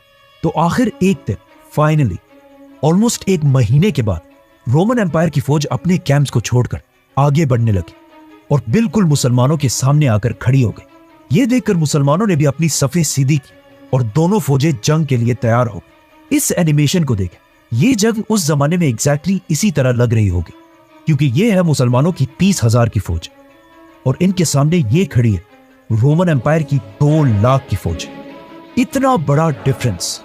आजकल के कुछ मॉडर्न हिस्टोरियंस रोमन एम्पायर की इस फौज को 2 लाख से कम 1 लाख के अराउंड कहती है, लेकिन इस्लामिक सोर्सेज में इसे 1.5 लाख से 2,40,000 के दरमियान बताया गया है। So let's just take 2 lakh. Abu Ubaida ने अपनी फौज को ऑर्गेनाइज किया और अपनी फौज के पीछे अपने 4 मेन जनरल्स खड़े किए, आमिर बिन आस, शुराहबील, खालिद और यजीद बिन अबी सुफियान। जंग से सिर्फ 1 रात पहले अबू उबैदा ने अपने सारे जनरल्स की एक मीटिंग बुलाई और इन सब ने मिलकर जंग की प्लानिंग करना शुरू की। अब जब ये सारे इस जंग की प्लानिंग कर रहे थे तो अचानक अबू उबैदा रज़ियल्लाहु तआला अन्हु ने कहा कि आप सबका इस बारे में क्या ख्याल है कि हम सिर्फ इस जंग के लिए लीडर को बदल दें, मतलब मेरी जगह खालिद बिन वलीद को इस जंग का लीडर बनाए, और आर्मी चीफ मैं ही हूँ क्योंकि हम खलीफा के ऑर्डर्स के खिलाफ नहीं जा सकते, लेकिन सिर्फ इस जंग के लिए। What do you think? इस पर सारे जनरल्स ने कहा कि ये क्या बात कही आपने, ये तो हम सब भी सोच रहे थे, और जंग का असल मजा तो अब आएगा, क्योंकि इन सबको पता था कि इस जंग में खालिद बिन वलीद जैसे दिमाग की बहुत सख्त जरूरत पड़ेगी। तो अगले दिन, मतलब जंगी यरमूक के पहले दिन, अबू उबैदा इब्न जर्राह अपनी पोजीशन से नीचे आए और आम जनरल्स की रैंक्स में खड़े हो गए, और खालिद बिन वलीद पीछे आकर दोबारा आर्मी चीफ की पोजीशन पर खड़े हो गए, और जंग शुरू हुई। इस जंग में वो सारे ही बड़े सहाबा मौजूद थे जिनका नाम हम अहादीस और हिस्ट्री में बार बार सुनते रहते हैं। फॉर एग्जाम्पल अबू जर गफ्फारी, अबू हुरैरा, अब्दुल्ला बिन उमर, अबू अयूब अंसारी, और 70 साल की उम्र में अम्मार बिन यासिर, जिनके माँ बाप इस्लाम के पहले शोहदा थे, ये सब इस जंग में मौजूद। और अबू बकर, उमर और उस्मान रज़ियल्लाहु तआला अन्हु के बेटे भी इस जंग में शामिल थे। जंग का पहला दिन 15 अगस्त साल 636 था, मतलब हजरत उमर रज़ियल्लाहु तआला अन्हु की खिलाफत को 2 साल हो चुके थे। रोमन फौज ने नंबर्स में ज्यादा होने की वजह से पहले मुसलमानों पर हमला कर दिया और बहुत देर तक लड़ाई हुई, लेकिन इस दिन दोनों फौजों को कोई खास नुकसान नहीं हुआ, क्योंकि दोनों ही फौजें एक दूसरे की ताकत और हिम्मत को टेस्ट कर रहे थे। और शाम होते दोनों फौजें अपनी अपनी पोजीशंस पर वापस चली गई। इस जंग में एक रोमन सोल्जर जॉर्ज भी शहीद हुआ, शहीद क्योंकि जंग से पहले जॉर्ज रोमन आर्मी को छोड़कर इस्लाम कबूल करके मुसलमानों के साथ शामिल हो गए और अपने इस्लाम के पहले ही दिन शहीद हो गए। जंग के दूसरे दिन रोमन एम्पायर ने मुसलमानों को सरप्राइज करने के लिए फजर के नमाज के डायरेक्ट बाद मुसलमानों पर हमला कर दिया। बट खालिद बिन वलीद को इस सब का पहले ही अंदाजा था, तो उनके पहुंचने से पहले मुसलमान जंग के लिए बिल्कुल रेडी खड़े थे। इस बार रोमन्स ने बिल्कुल जोर से हमला किया और आखिर थोड़ी जंग के बाद मुसलमानों की राइट साइड पर, जिसे आम्र बिन आस लीड कर रहे थे, इतना प्रेशर पड़ा कि वो आहिस्ता आहिस्ता मेन लाइन से पीछे हटने लगे और आखिर इतना पीछे तक आ गए कि बिल्कुल मुसलमानों के कैंप्स तक पहुंच गए, जहां मुसलमानों की औरतें और फैमिलीज मौजूद थी। क्योंकि मुसलमान पिछले 3 सालों से रोमन एम्पायर के अंदर रह रहे थे, तो इनके साथ इनकी फैमिलीज भी अरब को छोड़कर यहीं पर आबाद हो चुकी। जब इन औरतों ने देखा कि मुसलमान जंग से आहिस्ता आहिस्ता पीछे हट, तो उन्होंने अपने कैंप्स के सामने बहुत सारे ऊंटों को लाइन में खड़ा करके ऑलमोस्ट एक दीवार बना दी और खुद तलवार उठाकर रोमन एम्पायर की फौज के सामने जंग में कूद पड़े, जो इससे पहले कभी भी नहीं हुआ था। और कुछ औरतें अपने कैंप से मुसलमान मर्दों पर पत्थर फेंकने लगी और कुछ ऐसे अशार पढ़ने लगी ताकि मुसलमान मर्दों को जंग से पीछे हटने में शर्म आए और वो आगे बढ़े। And it worked. मुसलमानों की फौज और पीछे हटने से रुक गई और अपनी जगह पर मजबूती से खड़ी हो गई। और उसी टाइम खालिद बिन वलीद अपनी फौज लेकर मुसलमानों की राइट साइड की हेल्प के लिए पहुंचे और फिर आम्र इब्न आस और खालिद रज़ियल्लाहु तआला अन्हु ने मिलकर रोमन एम्पायर की फौज को वापस धकेल दिए और वहीं पर वापस लेके आए जहां से जंग शुरू हुई। अब जब जंग दोबारा नॉर्मल हुई, तो अचानक मुसलमानों की लेफ्ट साइड, जिसे यजीद बिन अबू सुफियान लीड कर रहे थे, और बर्दाश्त ना कर सकी और ये भी बिल्कुल उसी तरह आहिस्ता आहिस्ता अपने कैंप्स तक पहुंच गए, जहां एक बार फिर मुसलमान औरतों ने तलवार उठाकर रोमन एम्पायर के खिलाफ जंग में शामिल हो गए और बाकी औरतें फिर इन पर पत्थर फेंकने लगे और कुछ ऐसी पोएट्री करने लगे जिससे मुसलमानों का हौसला बढ़ सके। और कहा जाता है कि इन औरतों में से एक हिंदा भी थी, जिन्होंने जोर से एक पत्थर अबू सुफियान की तरफ फेंका और कहा कि अब जाकर अपने उन गुनाहों को साफ करो जो तुमने इस्लाम लाने से पहले किए थे। इस सब के बाद ये फौज भी अपनी जगह पर स्टेबल हो गई। तो ये देखकर Khalid bin Waleed again right side से फुल स्पीड लेफ्ट साइड की मदद के लिए अपनी फौज के साथ दोबारा पहुंचे और फिर इस फौज को भी पीछे हटाकर जंग दोबारा वही ले गए जहां से शुरू हुई। और फिर थोड़ी ही देर शाम होने के बाद रोमन फौज विदाउट गेनिंग एनीथिंग वापस अपने कैंप्स की तरफ चली गई। यरमुक के तीसरे दिन रोमन एम्पायर ने दोबारा मुसलमानों पर हमला किया और अगेन थोड़ी सी जंग के बाद उसी तरह मुसलमानों की राइट साइड दोबारा पीछे हटने लगी। लेकिन इन्हें इस बार ऑर्डर्स दिए जा चुके थे कि पिछले दफा की तरह सीधी लाइन में पीछे नहीं हटना, बल्कि एक स्पेसिफिक एंगल में हटना है, ताकि रोमन्स की पूरी फौज 2 में डिवाइड हो जाए और खालिद बिन वलीद सेंटर से इन पर हमला कर सके। तो मुसलमान फौज ने भी एग्जैक्टली ऐसा ही किया। इसी तरह मुसलमान और रोमन्स शाम तक लड़ते रहे और दोनों साइड से बहुत सारे लोग मारे गए और शाम होते ही रोमन फौज दोबारा अपने कैंप्स की तरफ वापस चली गई। जंगी यरमुक का चौथा दिन इस जंग का सबसे खतरनाक दिन था, जिसे आज भी the day of lost eyes कहा जाता है। इस बार रोमन जनरल वाहान ने अपनी स्ट्रेटजी बिल्कुल बदल दी और सुबह होते ही सिर्फ अपनी लेफ्ट साइड की फौज को मुसलमानों पर हमले का हुक्म दिया और दूसरी फौज को आहिस्ता आहिस्ता लेकर आगे बढ़ने लगा। वाहान का यह प्लान बहुत ही जबरदस्त था, क्योंकि कुछ ही देर के बाद अगेन मुसलमानों की राइट साइड जंग से पीछे हटने लगी। खालिद बिन वलीद ने यह देखकर सिचुएशन संभालने के लिए अबू उबैदा और यजीद को हुक्म दिया कि यही खड़े रहने के बजाय तुम रोमन फौज पर हमला कर दो, और खुद राइट साइड पर मुसलमानों की मदद के लिए पहुंचे। अबू उबैदा और उसकी फौज ने आगे जाकर रोमन एम्पायर को काफी देर तक रोका रखा और काफी देर तक जंग इसी तरह चलती रही। आखिर रोमन जनरल ने अपने आर्चर्स को आगे किया और उन्होंने अबू उबैदा की फौज पर तीर बरसाना शुरू कर दिया, जिससे बहुत सारे मुसलमान शहीद हुए और जो मुसलमान बच गए उनमें से 700 लोगों के आंखों में तीर लगी, जिससे वो ऑलमोस्ट ब्लाइंड हो गए, जिससे मजबूरन अबू उबैदा की फौज आहिस्ता आहिस्ता पीछे हटने लगी। अब चौथे दिन पहली बार मुसलमानों की राइट और लेफ्ट दोनों फौजें इतने पीछे चली गई कि दोनों फौजें अपनी कैंप्स तक पहुंच गई और वहां एक बार फिर औरतों ने अपने कैंप से निकलकर तलवार उठाकर रोमन एम्पायर के खिलाफ लड़ना शुरू कर दिया और बाकी औरतों ने दोबारा मुसलमानों पर पत्थर फेंकना शुरू कर दिए ताकि उनकी अरब गैरत जाग सके। यरमुक के इस जंग में मुसलमान औरतों के इस रोल से बाद में एक मुसलमान सोल्जर ने यह भी कहा कि उस दिन यरमुक के दिन हमें रोमन एम्पायर की फौज से इतना डर नहीं लगता जितना इन औरतों की बातों और पत्थरों से लगता था। इसी तरह मुसलमानों की फौज रोमन एम्पायर से बहुत छोटी होने के बाद भी अपनी जगह पर मजबूती से खड़ी हो गई, जिस पर रोमन सोल्जर्स भी हैरान थे कि हम इनसे इतना ज्यादा होने के बाद भी इन्हें आखिर क्यों पीछे नहीं हटा पा रहे। और आखिर कुछ ही देर बाद शाम हो गई और रोमन फौज 2 लाख होने के बावजूद अब तक कुछ हासिल ना कर सके और मजबूरन उन्हें जंग से पीछे हटना पड़ा। रोमन एम्पायर की फौज और जनरल का ख्याल था कि ये ज्यादा से ज्यादा 1 या 2 दिन की लड़ाई होगी, लेकिन मुसलमानों के हौसले और जज्बे को देखकर रोमन एम्पायर का मोराल बिल्कुल डाउन हो गया। मुसलमानों को भी इस चौथे दिन सबसे ज्यादा नुकसान हुआ और जब मुसलमान अपने शहीदों को जंग से उठाने के लिए गए तो उन्हें इन्हीं शहीदों में से इकरमा बिन अबू जहल भी मिला, जो इस जंग में बहुत बहादुरी से लड़े थे और जंग के दरमियान ही शहादत की कसम उठा चुके थे। मतलब कितनी अजीब बात, ये इकरमा अबू जहल का बेटा था जो इस्लाम का सबसे बड़ा दुश्मन था, और अब उसी अबू जहल के बेटे ने इस्लाम के लिए अपनी जान भी कुर्बान कर दी थी। चौथे दिन के बाद रात को वाहान ने अपने सारे जनरल्स की मीटिंग बुलाई और पूछा कि ये आखिर क्या हो रहा है, हम क्यों नहीं जीत पा रहे। तो उसे बताया गया कि मुसलमान तो पीछे हटने वाले नहीं है और अब हमारी फौज भी बहुत ज्यादा थक चुकी है और लड़ाई के काबिल नहीं रही। तो अपने सारे जनरल्स के मशवरे से वाहान ने आखिर एक फैसला लिया। 5वां दिन शुरू होते ही मुसलमान बिल्कुल रेडी जंग के लिए खड़े थे, लेकिन उस दिन रोमन एम्पायर ने हमला किया ही नहीं, बल्कि अपनी तरफ से एक मैसेंजर मुसलमानों की तरफ भेजा जिसने खालिद बिन वलीद को बताया कि रोमन फौज अब और जंग नहीं करना चाहती, तो बस हम इस जंग को इधर ही खत्म कर देते, किसी और दिन फिर दोबारा लड़ लेंगे।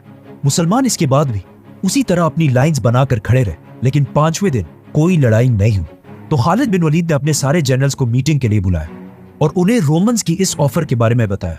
तो कुछ जनरल्स ने बताया कि सिर्फ रोमन्स ही नहीं बल्कि मुसलमान भी काफी थक चुके हैं, तो हमें चाहिए कि हम इस ऑफर को मान लें। लेकिन अबू उबैदा और खालिद बिन वलीद दोनों की राय ये थी कि जंग तो अभी सिर्फ शुरू हुई है। तो सारों की बातें सुनने के बाद खालिद बिन वलीद खड़े हुए और उन्हें बताया कि अब तक हमारी स्ट्रेटेजी यही थी कि हम इन पर हमला नहीं करेंगे और अपनी जगह पर खड़े रहकर सिर्फ इन्हें थकाएंगे, और जब ये लड़ लड़ कर थक जाएंगे तब हमारी असल गेम शुरू होगी। तो खालिद बिन वलीद ने रोमन जनरल की ऑफर रिजेक्ट कर दी और सारी मुसलमानों की फौज को हमले के लिए रेडी रहने का हुक्म भेजा। छठे दिन रोमन फौज के बजाय एक यंग रोमन वॉरियर ग्रेगरी, जो बहुत ही पावरफुल सोल्जर था, अपनी फौज से सामने आया और मुसलमानों के जनरल को चैलेंज किया। तो पहली बार अबू उबैदा इब्न जर्राह उससे जंग के लिए आगे बढ़े, लेकिन खालिद बिन वलीद ने एकदम उन्हें रोक दिया कि आपकी उम्र 50 साल के करीब है, आप कैसे इस यंग लड़के से लड़ पाएंगे। तो अबू उबैदा ने जवाब दिया कि अगर मैं नहीं गया तो लोग कहेंगे कि मुसलमानों का जनरल एक छोटे से लड़के से डर गया, और इन केस अगर मैं इस लड़ाई में शहीद हो जाऊं तो मैं तुम्हें खालिद को अपने बाद आर्मी चीफ नॉमिनेट करता हूं। यह कहकर अबू उबैदा मुसलमानों की फौज से आगे बढ़े और लड़ाई शुरू हुई। काफी देर लड़ाई होने के बाद आखिर ग्रेगरी लड़ाई छोड़कर अपनी फौज की तरफ भागने लगा, लेकिन यह सिर्फ एक ट्रिक। जैसे ही अबू उबैदा उसके पीछे गए उसने एकदम पीछे मुड़कर तलवार से फुल स्पीड उनकी तरफ वार की, लेकिन at the last second Abu Ubaida ने उसे डॉज करके अपनी तलवार से उसकी गर्दन उड़ा दी। ये देखकर पीछे खड़े खालिद बिन वलीद जोर से अल्लाहु अकबर का नारा लगाया और उन्हीं के साथ पूरी मुसलमान फौज नारे लगाने लगी, और इसी के साथ खालिद बिन वलीद ने 6 दिनों के बाद पहली बार मुसलमानों की फौज को रोमन एम्पायर पर हमले का हुक्म दिया। अबू उबैदा अपनी जगह पर ही खड़े रहे और पीछे से मुसलमानों ने उन्हें ज्वाइन करके रोमन एम्पायर पर हमला कर दिया और मुसलमानों की फौज फुल स्पीड आकर रोमन एम्पायर की फौज से टकरा गई। लेकिन मुसलमानों की इस सारी एक्साइटमेंट और जज्बे के बाद भी रोमन एम्पायर की फौज मुसलमानों से इतनी ज्यादा थी कि मुसलमान उन्हें ज्यादा कोई नुकसान नहीं पहुंचा पाए और काफी देर तक जंग इसी तरह चलती रही और बहुत सारे मुसलमान शहीद होने लगे। और आहिस्ता आहिस्ता ऐसा लगने लगा कि खालिद बिन वलीद ने यह हमला करके बहुत बड़ी गलती की है, क्योंकि अब यहां से पीछे जाना भी इम्पॉसिबल था। रोमन जनरल वाहान भी खालिद बिन वलीद की इस गलत स्ट्रेटेजी को देखकर बहुत खुश हुआ और मुसलमानों की तरफ देखकर मुस्कुराने लगा। लेकिन अचानक उसने देखा कि खालिद बिन वलीद अपने घोड़े पर अकेले मुसलमानों की राइट साइड पर फुल स्पीड भागने लगा। लेकिन उसने सोचा कि अकेले ये एक शख्स हमारा क्या बिगाड़ लेगा। किसी को पता नहीं था कि खालिद बिन वलीद आखिर अपने घोड़े पर कहां जा रहे हैं। जैसे ही खालिद बिन वलीद मुसलमानों को क्रॉस करते हुए पहाड़ के करीब पहुंचे तो अचानक आउट ऑफ नोवेयर पहाड़ के पीछे से 8000 हॉर्समैन फुल स्पीड खालिद रज़ियल्लाहु तआला अन्हु के साथ शामिल हो गए और इन 8000 हॉर्समैन ने रोमन एम्पायर की फौज पर राइट साइड से हमला कर दिया। अब इसका किसी को पता नहीं था। जंग से एक रात पहले ही खालिद बिन वलीद ने इन 8000 हॉर्समैन को इस पहाड़ के पीछे भेजा था और इन्हें ऑर्डर्स दिए थे कि जब तुम मुझे अपने घोड़े पर फुल स्पीड भागता हुआ देखो तो यही तुम्हारा हमला करने का सिग्नल है। ये 8000 हॉर्समैन बहुत तेजी से रोमन एम्पायर की फौज को क्रश करने लगे। ये देखकर रोमन एम्पायर की सारी फौज में खौफ फैल गया, जिससे रोमन एम्पायर की फौज आहिस्ता आहिस्ता जंग छोड़कर हर तरफ भागने लगी और मुसलमान इनका पीछा करने लगे। ये फौज जंग से फुल स्पीड इस पुल की तरफ भागी जो इनके भागने का मेन रास्ता था। लेकिन जैसे ही ये फौज पुल के करीब पहुंची उन्होंने देखा कि यहां भी पहले से मुसलमान फौज का एक डिवीजन खड़ा है और इन्हें भी एक रात पहले खालिद बिन वलीद ने इस फौज से छुपाकर पीछे ब्रिज के पास खड़ा किया था। मतलब खालिद बिन वलीद की कैलकुलेशंस इतनी पावरफुल थी कि उन्हें पता था कि ये जंग तो मैं जीत जाऊंगा, लेकिन जंग हारने के बाद जब रोमन्स भागेंगे तो मैं इन्हें भागने भी नहीं दूंगा। और कहा जाता है कि जब खालिद बिन वलीद ने यह मंजर देखा तो उन्होंने थोड़ी देर के लिए अपनी आंखें बंद की और अल्लाह का इस अजीम फतह पर शुक्रिया अदा किया और फिर अपनी आंखें खोलकर सबसे पहले पूछा कि वाहान किधर है। तो उन्हें बताया गया कि वाहान तो यहां से भाग चुका है। तो खालिद बिन वलीद भी फुल स्पीड उसके पीछे गए और कुछ ही देर में उसे पकड़कर मार दिया। इस जंग यरमुक को बैटल ऑफ द सेंचुरी कहा जाता है, जिसने दुनिया की तारीख को हमेशा के लिए बदल दिया, क्योंकि इस जंग से पहले शाम और इस सारे इलाके में लोग ग्रीक और अरामीक जबान बोला करते थे। लेकिन इस जंग के बाद अगर आज तक देखा जाए तो यहाँ के लोग अपनी जबानें छोड़कर आज अरबी जबान बोलते हैं। और ये इलाका शाम, जो एक जमाने में क्रिश्चियनिटी का सेंटर हुआ करता था, आज पूरा का पूरा मुसलमान है। अब सिर्फ इमेजिन करें, जब इस फतह की खबर मुसलमानों की कैपिटल मदीना पहुंची होगी तो वहां के सारे मुसलमान कितने खुश हुए होंगे। But at the same time जब इस जंग के हार की खबर रोमन एम्पायर के बादशाह हरकल तक पहुंची तो उसने अंताकिया में आखिरी बार खड़े होकर शाम की तरफ देखा और कहा, ए शाम की जमीन, मैं तुम्हें सलाम पेश करता हूं। तुम दुनिया की सबसे खूबसूरत जमीनों में से एक हो, लेकिन अफसोस आज के बाद हम दोबारा यहां कभी भी नहीं आ सकेंगे। और ये कहते ही हरकल शाम को हमेशा के लिए छोड़कर अपने कैपिटल इस्तांबुल चला गया। इस जंग के बाद शाम में मुसलमानों को फ्री हैंड मिला कि वो जहां भी जाना चाहे जा सकते थे। लेकिन मुसलमानों ने रोमन एम्पायर के कैपिटल तुर्की जाने के बजाय अपनी सारी फौज इस जंग के कुछ ही दिनों बाद एक दूसरी सिटी की तरफ मोड़ी, पैगंबरों की सिटी जेरूसलम, जिसे फतह करने का मुसलमान बहुत टाइम से इंतजार कर रहे थे। इसीलिए यरमुक के कुछ ही दिनों बाद मुसलमान फौज यरमुक से सीधा जेरूसलम की तरफ गई और इस सिटी को चारों तरफ से घेर लिया। लेकिन मुसलमानों के इस खिलाफत के सारे मसले यरमुक के साथ खत्म नहीं हुए, क्योंकि जंग यरमुक के सिर्फ 2 महीने बाद मुसलमानों की तारीख की दूसरी सबसे बड़ी जंग शुरू होने वाली थी, जिसे जंगे कादसिया कहा जाता है।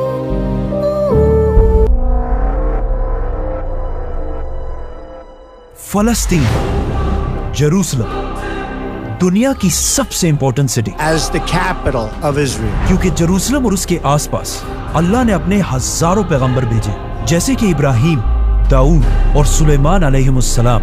और यहूदियों के मुताबिक इस सिटी यरूशलेम का नाम सबसे पहले एक बहुत बड़े पैगंबर नूह अलैहिस्सलाम के बेटे साम ने रखा था, जिसका मतलब है यरूशलेम, द सिटी ऑफ पीस। लेकिन उस टाइम से लेकर आज तक इस सिटी ने कभी पीस नाम की कोई चीज देखी नहीं, क्योंकि जेरूसलम दुनिया के 3 बड़े रिलीजन यहूदी, क्रिश्चियनिटी और इस्लाम सबके लिए एक होली सिटी। क्योंकि जेरूसलम के अंदर ये जो जगह है जिसे बैतुल मकदस कहा जाता है, इसकी ये साइड वेस्टर्न वॉल है जो आज यहूदियों के लिए सबसे होली जगह है। यहां से थोड़ी दूर एक चर्च है जो आज क्रिश्चियंस के लिए सबसे होली साइट है, क्योंकि क्रिश्चियंस का मानना है कि इस चर्च के नीचे आज तक ईसा अलैहिस्सलाम की खाली कब्र मौजूद है। और इसी बैतुल मकदस के ऊपर मस्जिद अक्सा भी बनी हुई है, क्योंकि बैतुल मकदस मुसलमानों के लिए भी मक्का और मदीना के बाद दुनिया की सबसे होली जगह है। जब रसूलुल्लाह सल्लल्लाहु अलैहि वसल्लम मक्का में थे, उन्होंने कई साल तक मक्का के लोगों को इस्लाम की तरफ आने की दावत दी, लेकिन उनकी बहुत कोशिश के बाद भी मक्का के सिर्फ कुछ ही लोगों ने उनकी बात पर इस्लाम कबूल किया। और ये लोग भी मक्का के कोई पावरफुल लोग नहीं, बल्कि इनमें बहुत सारे ऐसे थे जो मक्का के सबसे कमजोर लोगों में से थे, जिसकी वजह से मक्का के लोग इन पर बहुत जुल्म किया करते थे। इस सब के बाद भी आप सल्लल्लाहु अलैहि वसल्लम इन सब से कहते रहते कि आज तो मुसलमान कमजोर है, लेकिन एक दिन ऐसा जरूर आएगा कि मुसलमान रोमन और पर्शियन एम्पायर दोनों को फतह करेंगे। जिस पर मक्का के लोग उनका बहुत मजाक उड़ाते थे और कहते थे कि ये लोग हमारा यहां मक्का में मुकाबला नहीं कर सकते, तो ये रोमन और पर्शियन एम्पायर से कैसे लड़े। लेकिन अब रसूलुल्लाह सल्लल्लाहु अलैहि वसल्लम की वफात के कुछ ही साल बाद मुसलमानों ने उमर बिन खत्ताब रज़ियल्लाहु तआला अन्हु की खिलाफत में रोमन और पर्शियन एम्पायर दोनों को यरमूक और कादसिया जैसी जंगों में पूरी तरह हरा दिया था। और इन दोनों एम्पायर्स को हराने के बाद अब मुसलमानों की दोनों बड़ी फौजें मदीना से हजरत उमर रज़ियल्लाहु तआला अन्हु के ऑर्डर्स का इंतजार कर रही कि अब हमें इससे आगे और कहां जाना चाहिए। तो मदीना से सीधा एक लेटर पर्शियन एम्पायर साद बिन अबी वक्कास की तरफ गया और हजरत उमर ने उन्हें ऑर्डर दिया कि अब तुमने तब तक नहीं रुकना जब तक पर्शियन एम्पायर का कैपिटल मदीन फतह ना हो जाए और पूरी पर्शियन एम्पायर मुसलमानों के कंट्रोल में ना आ जाए, तब तक तुमने पीछे नहीं हटना। तो साद बिन अबी वक्कास मुसलमानों की फौज के साथ पूरी पर्शियन एम्पायर को फतह करने के लिए रवाना हुए। पर्शियन एम्पायर में तो मुसलमानों की फौज आहिस्ता आहिस्ता कैपिटल की तरफ बढ़ने लगी। अब वहां रोमन एम्पायर मुसलमानों ने यरमूक की जंग जीतने के बाद बहुत तेजी से उन सारे इलाकों को दोबारा फतह कर लिया था जिन्हें वो इससे पहले छोड़ चुके थे। और इस सारे इलाके को फतह करने के बाद अब मुसलमान मदीना से हजरत उमर रज़ियल्लाहु तआला अन्हु के ऑर्डर का इंतजार कर रहे थे। तो फौरन मदीना से हजरत अबू उबैदा के लिए एक लेटर पहुंचा कि मुसलमानों की पूरी ताकत को साथ लेकर रोमन एम्पायर की सबसे होली सिटी, पैगंबरों की सिटी जेरूसलम की तरफ जाओ और उसे खिलाफत के कंट्रोल में लाओ। तो अबू उबैदा मुसलमानों की पूरी ताकत लेकर शाम से जेरूसलम की तरफ रवाना हुआ और इस तरह मुसलमानों की ये अजीम फौज पहली बार फलस्तीन में एंटर हुई। यरमूक जैसी खतरनाक जंग जीतने के बाद अब पूरी रोमन एम्पायर में मुसलमानों को रोकने वाला कोई भी नहीं था। तो मुसलमानों ने सीधा जाकर जेरूसलम के शहर को चारों तरफ से घेर लिया। लेकिन मुसलमान ये नहीं चाहते थे कि जेरूसलम को भी बाकी सिटीज की तरह जंगों और तलवारों से फतह किया जाए, क्योंकि मुसलमानों को पता था कि ये पैगंबरों का शहर है और वो नहीं चाहते थे कि इस सिटी में कोई खून खराबा हो। तो मुसलमानों ने इस शहर के चारों तरफ अपने कैंप्स लगाए और आराम से इस सिटी के सरेंडर का इंतजार करने लगे। लेकिन जेरूसलम के सबसे बड़े प्रीस्ट सफ्रोनियस ने मुसलमानों की इतनी बड़ी फौज देखकर भी आसानी से सरेंडर नहीं किया और बार बार अपने रोमन बादशाह हरकल की तरफ लेटर्स भेजता रहा कि आप रोमन एम्पायर की पूरी फौज के साथ क्रिश्चियंस के सबसे होली शहर जेरूसलम को मुसलमानों के हाथों से बचाएं। लेकिन अगले 4 महीने तक सफ्रोनियस की बहुत कोशिश के बाद भी पूरी रोमन एम्पायर से एक जनरल भी उसकी मदद के लिए नहीं आया, क्योंकि यरमूक के मैदान में खालिद बिन वलीद ने रोमन्स की कमर ऐसी तोड़ी कि अब वो मुसलमानों के सामने अपना सर कभी नहीं उठा सकते थे। आखिर 4 महीने के बाद सफ्रोनियस का हौसला टूट गया और उन्होंने जेरूसलम से मुसलमानों के आर्मी चीफ अबू उबैदा की तरफ सरेंडर करने के लिए एक लेटर भेजा। लेकिन इस लेटर में उसने बहुत ही एक अजीब डिमांड लिखी थी कि मैं इस सिटी को सिर्फ एक शर्त पर मुसलमानों के हवाले करूंगा कि इस इस्लामिक एम्पायर के खलीफा उमर बिन खत्ताब खुद आकर मुझसे मिले। लेकिन आखिर क्यों सफ्रोनियस खालिद बिन वलीद, अबू उबैदा और बाकी सारे जनरल्स के बजाय हजरत उमर के सामने ही क्यों सरेंडर करना चाहते थे? क्योंकि सफ्रोनियस को जेरूसलम की हिस्ट्री के बारे में बहुत अच्छी तरह पता था और उसे पता था कि पिछले हजारों साल से जब भी किसी बादशाह ने इस सिटी को फतह किया, उसने यहाँ की एक एक चीज को तबाह किया। क्योंकि सफरोनियस के दिल में अब जेरूसलम को बचाने की सिर्फ एक ही उम्मीद, खलीफा उमर बिन खत्ताब। क्योंकि सफरोनियस ने इससे पहले हजरत उमर के बारे में बार बार सुना था कि हजरत उमर दुनिया के बाकी सारे बादशाहों से बहुत ही डिफरेंट है, बल्कि वो अपने आप को बादशाह कहलवाना भी पसंद नहीं करते और दुनिया का सबसे ताकतवर इंसान होने के बाद भी बिल्कुल आम लोगों की तरह जिंदगी गुजारते हैं। हजरत उमर रज़ियल्लाहु अन्हु की यही सिंपलिसिटी की स्टोरीज पूरी दुनिया में मशहूर हो चुकी थी कि एक बार एक रोमन जनरल मुसलमानों की कैपिटल मदीना है और सहाबा से कहा कि मुझे खलीफा उमर से मिलना है। उस जनरल का ख्याल था कि हजरत उमर जरूर किसी बहुत बड़े महल या पैलेस में रह रहे होंगे कि मुसलमानों का इतना अजीम खलीफा जिसके नाम से पूरी दुनिया कांपती है, एक दरख्त के नीचे पत्थर पर सर रखकर आराम फरमा रहे। हजरत उमर रज़ियल्लाहु अन्हु की इसी सादगी का सफरोनियस को बहुत अच्छी तरह पता था और उसे पता था कि जेरूसलम को तबाही से सिर्फ हजरत उमर ही बचा सकते हैं। तो अबू उबैदा ने मजबूरन हजरत उमर रज़ियल्लाहु अन्हु की तरफ खत भेजा कि बगैर किसी खून खराबे के अब जेरूसलम को सिर्फ आप ही फतह कर सकते हैं। ये देखकर हजरत उमर रज़ियल्लाहु अन्हु ने सारे बड़े सहाबा को अपने पास जमा किया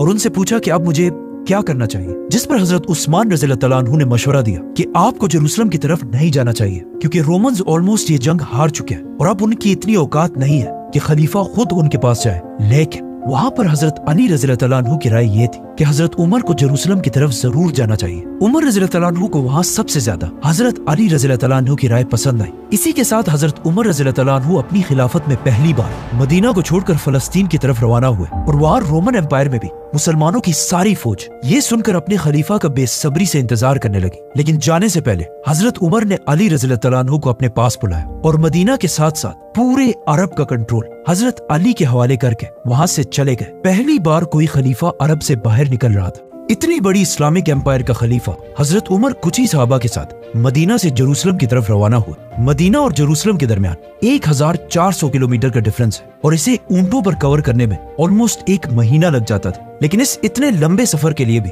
हजरत उमर के पास सिर्फ एक ऊंट, कुछ खाने पीने की चीजें और साथ कुछ ही सहाबा थे, जबकि हजरत उमर उस वक्त दुनिया के सबसे ताकतवर लोगों में से एक थे। इसके मुकाबले में अगर आजकल के मुस्लिम लीडर्स को देखा जाए,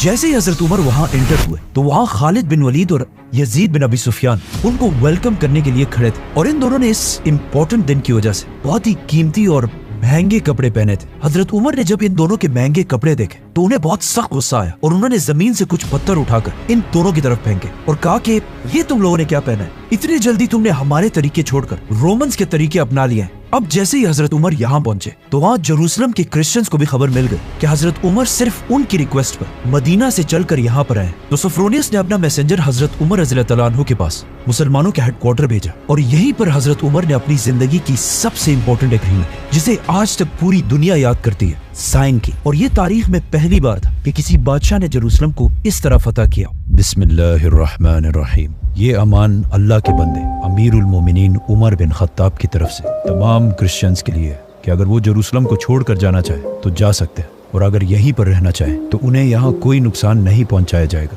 मुसलमान किसी चर्च को नहीं गिराएंगे, मुसलमान किसी से उनका माल नहीं छीनेंगे, किसी को जबरदस्ती इस्लाम लाने पर मजबूर नहीं किया जाएगा, यहाँ तक कि किसी के साथ बदसलूकी रेसिज्म भी नहीं किया जाएगा। मुसलमान किसी से भी जबरदस्ती उनकी जमीनें नहीं छीनेंगे। बाकी हर सिटी की तरह इन्हें मुसलमानों को टैक्स जिजिया देना पड़ेगा। इस एग्रीमेंट में हजरत उमर और क्रिश्चियंस के दरमियान सिर्फ एक ही चीज पर क्लैश आया, यहूदी। क्योंकि क्रिश्चियंस यहूदियों से इतनी नफरत करते थे कि पिछले 600 साल से रोमन्स ने यहूदियों के जेरूसलम आने पर पाबंदी लगा दी थी। हालांकि ये यहूदियों के लिए सबसे इम्पोर्टेंट जगह थी। क्रिश्चियंस ने जेरूसलम सरेंडर करने से पहले यही डिमांड रखी थी कि मुसलमान भी बिल्कुल पहले की तरह यहूदियों के इस सिटी में आने पर पाबंदी लगा दे। लेकिन हजरत उमर को उनकी ये बात पसंद नहीं आई और इस एग्रीमेंट में लिखा कि यहूदी जब भी जेरूसलम आना चाहे आ सकते। लेकिन हजरत उमर को पता था कि अगर 600 साल बाद यहूदी दोबारा आकर जेरूसलम में आबाद हुए तो यहाँ के क्रिश्चियंस और यहूदियों के दरमियान बहुत बड़ी लड़ाई शुरू होगी, क्योंकि ये सिटी सब रिलीजन्स के लिए एक होली सिटी।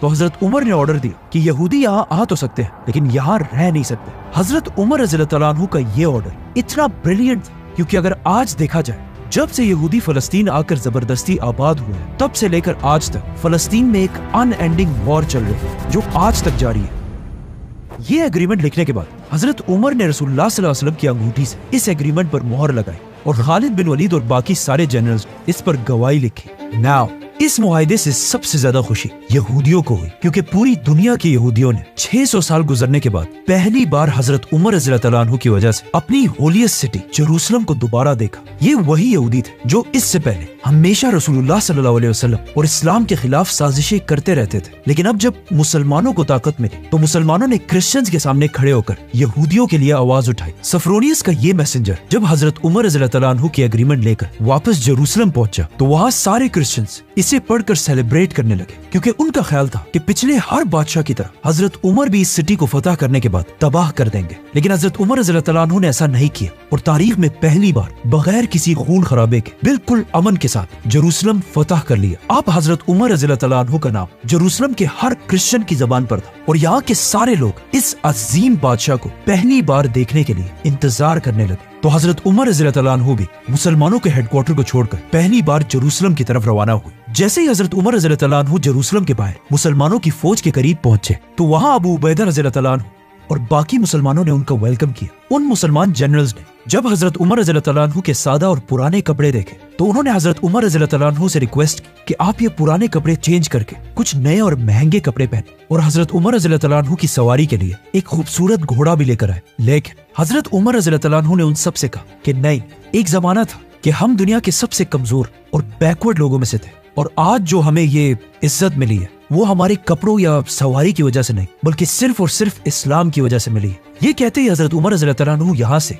जेरूसलम की तरफ रवाना हुए। अब यहाँ पे एक बहुत ही इंटरेस्टिंग स्टोरी और एक बहुत बड़ी कंफ्यूजन भी है कि हजरत उमर रज़ियल्लाहु अन्हु अपने गुलाम के साथ सिर्फ एक ही ऊंट पर जेरूसलम की तरफ गए। रास्ते में ये दोनों बारी बारी इस ऊंट की सवारी करते थे और जैसे ये दोनों जेरूसलम पहुंचे तो ऊंट पर हजरत उमर नहीं बल्कि उनके गुलाम बैठे हुए थे। ये स्टोरी हम सब ने बचपन से बार बार सुनी, लेकिन ये बिल्कुल एक अनऑथेंटिक स्टोरी है जो इस्लामिक हिस्ट्री के किसी भी बड़े बुक में नहीं मिलती और ये स्टोरी लॉजिकल भी नहीं, क्योंकि मुसलमानों की फौज जिसने चारों तरफ से जेरूसलम को घेर रखा था, उनके और जेरूसलम की गेट के दरमियान इतना फासला था ही नहीं कि जिसके लिए ऊंट को बार बार चेंज किया जाए। इसके अलावा मुसलमानों की फौज में उस वक्त हजारों ऊंट मौजूद थे, उनमें से भी किसी ऊंट को यूज किया जा सकता था। और अगेन ये स्टोरी किसी भी इस्लामिक ऑथेंटिक बुक में नहीं लिखी हुई। इन सब चीजों को देखकर यही लगता है कि ये स्टोरी बाद में आने वाले लोगों ने अपनी तरफ से बनाई और इस्लामिक हिस्ट्री की लेटेस्ट बुक तारीख उम्मत मुस्लिमा में भी इस स्टोरी को एक अनऑथेंटिक स्टोरी कहा गया है। लेकिन आपको मेरी बात सुनने की जरूरत नहीं है, खुद जाकर रिसर्च करें और चैट जीपीटी से मत पूछे, वो आपको गलत बताए, खुद रिसर्च करें। हजरत उमर रज़ियल्लाहु अन्हु सीधा जेरूसलम के अंदर एंटर हुए और वहाँ के सारे लोग उनकी सिंपलिसिटी देखकर बहुत इंप्रेस हुए। जेरूसलम में क्रिश्चियंस के लीडर सफरोनियस हजरत उमर को सीधा उस चर्च की तरफ ले गए जो आज तक क्रिश्चियंस के लिए सबसे होली जगह है। हजरत उमर जब चर्च में ही थे तो नमाज का वक्त हुआ। सफरोनियस ने वहीं पर हजरत उमर को चर्च के अंदर ही नमाज पढ़ने की रिक्वेस्ट की, लेकिन हजरत उमर ने वहाँ नमाज नहीं पढ़ी और कहा कि अगर मैंने यहाँ पर नमाज पढ़ ली तो मुसलमान जरूर इस चर्च को एक दिन मस्जिद में कन्वर्ट करेंगे। और हजरत उमर नहीं चाहते थे कि मुसलमान क्रिश्चियंस की इस होली जगह को बदल दें। और हजरत उमर की बात बिल्कुल सही थी, क्योंकि आज इस चर्च के करीब ही उमर बिन खत्ताब के नाम से एक मस्जिद बनाई गई है। हजरत उमर यहाँ से सीधा बैतुल मकदस की तरफ गए और देखा कि रोमन्स ने यहूदियों की नफरत की वजह से बैतुल मकदस को गंदगी का ढेर बनाया हुआ है। तो हजरत उमर बाकी सहाबा के साथ खुद अपने हाथों से बैतुल मकदस की सफाई करने लगे। हजरत उमर रज़ियल्लाहु अन्हु ने बैतुल मकदस की पूरी सफाई के बाद यहाँ पर सहाबा की एक मीटिंग बुलाई कि हमें यहाँ पर मस्जिद कौन सी जगह पर बनानी चाहिए।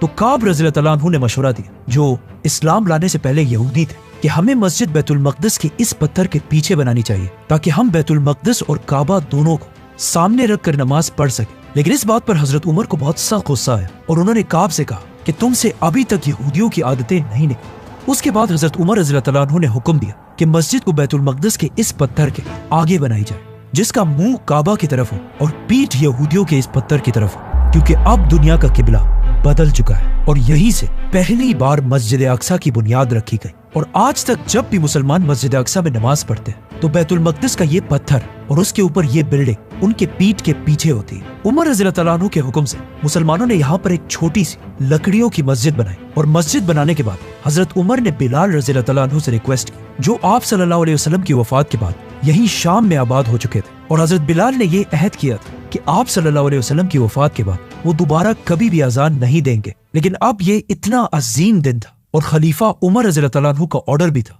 तो हजरत बिलाल रज़ियल्लाहु अन्हु आगे आए और उन्होंने पहली बार बैतुल मकदस पर खड़े होकर अजान देना शुरू की। हजरत बिलाल रज़ियल्लाहु अन्हु की अजान को सुनकर वहाँ मौजूद सारे सहाबा रोने लगे, क्योंकि यही बिलाल आप सल्लल्लाहु अलैहि वसल्लम के जमाने में भी मदीना में अजान दिया करते थे।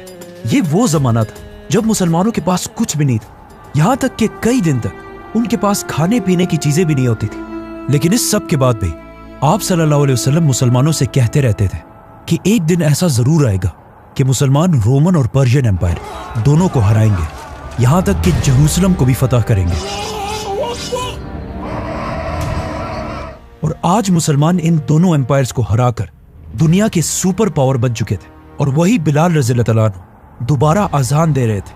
उस दिन से लेकर आज तक पिछले 1400 साल से हर दिन बैतुल मक़दिस में उसी तरह अजान दी जाती है। और इस तरह इस अजीम सिटी, पैगंबरों की सिटी जेरूसलम को बगैर कोई खून बहाए हजरत उमर रज़ियल्लाहु अन्हु ने फतह कर लिया। लेकिन जेरूसलम की फतह का तो रसूलुल्लाह सल्लल्लाहु अलैहि वसल्लम ने पहले ही बता दिया था। लेकिन इसके साथ ही आप सल्लल्लाहु अलैहि वसल्लम ने एक और भी बहुत शॉकिंग बात कही थी कि एक दिन जंगे तबूक के दौरान आप सल्लल्लाहु अलैहि वसल्लम अपने कैंप में बैठे हुए थे, तो उन्होंने पास बैठे एक सहाबी से कहा कि मुझसे कयामत की कुछ निशानियां सुनो।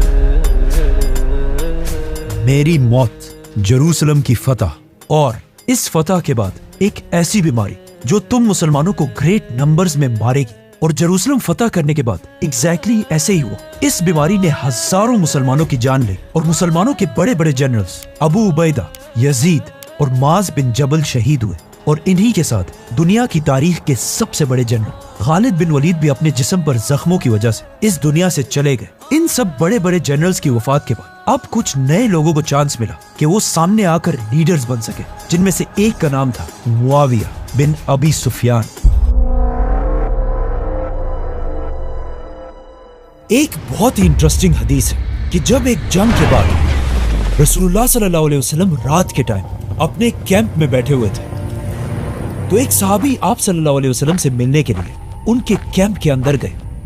तो आप सल्लल्लाहु अलैहि वसल्लम ने उसे अपने पास बिठाया और उसे फ्यूचर के बारे में एक बहुत ही इंपॉर्टेंट बात बताई कि मुझसे कयामत की कुछ निशानियां सुनो, मेरी मौत और उसके बाद जेरूसलम की फतह और फिर एक ऐसी वबा, एक ऐसी बीमारी जो तुम मुसलमानों को ग्रेट नंबर्स में मारेगी। इस हदीस के बाद ये सब कुछ एग्जैक्टली इसी तरह ही हुआ।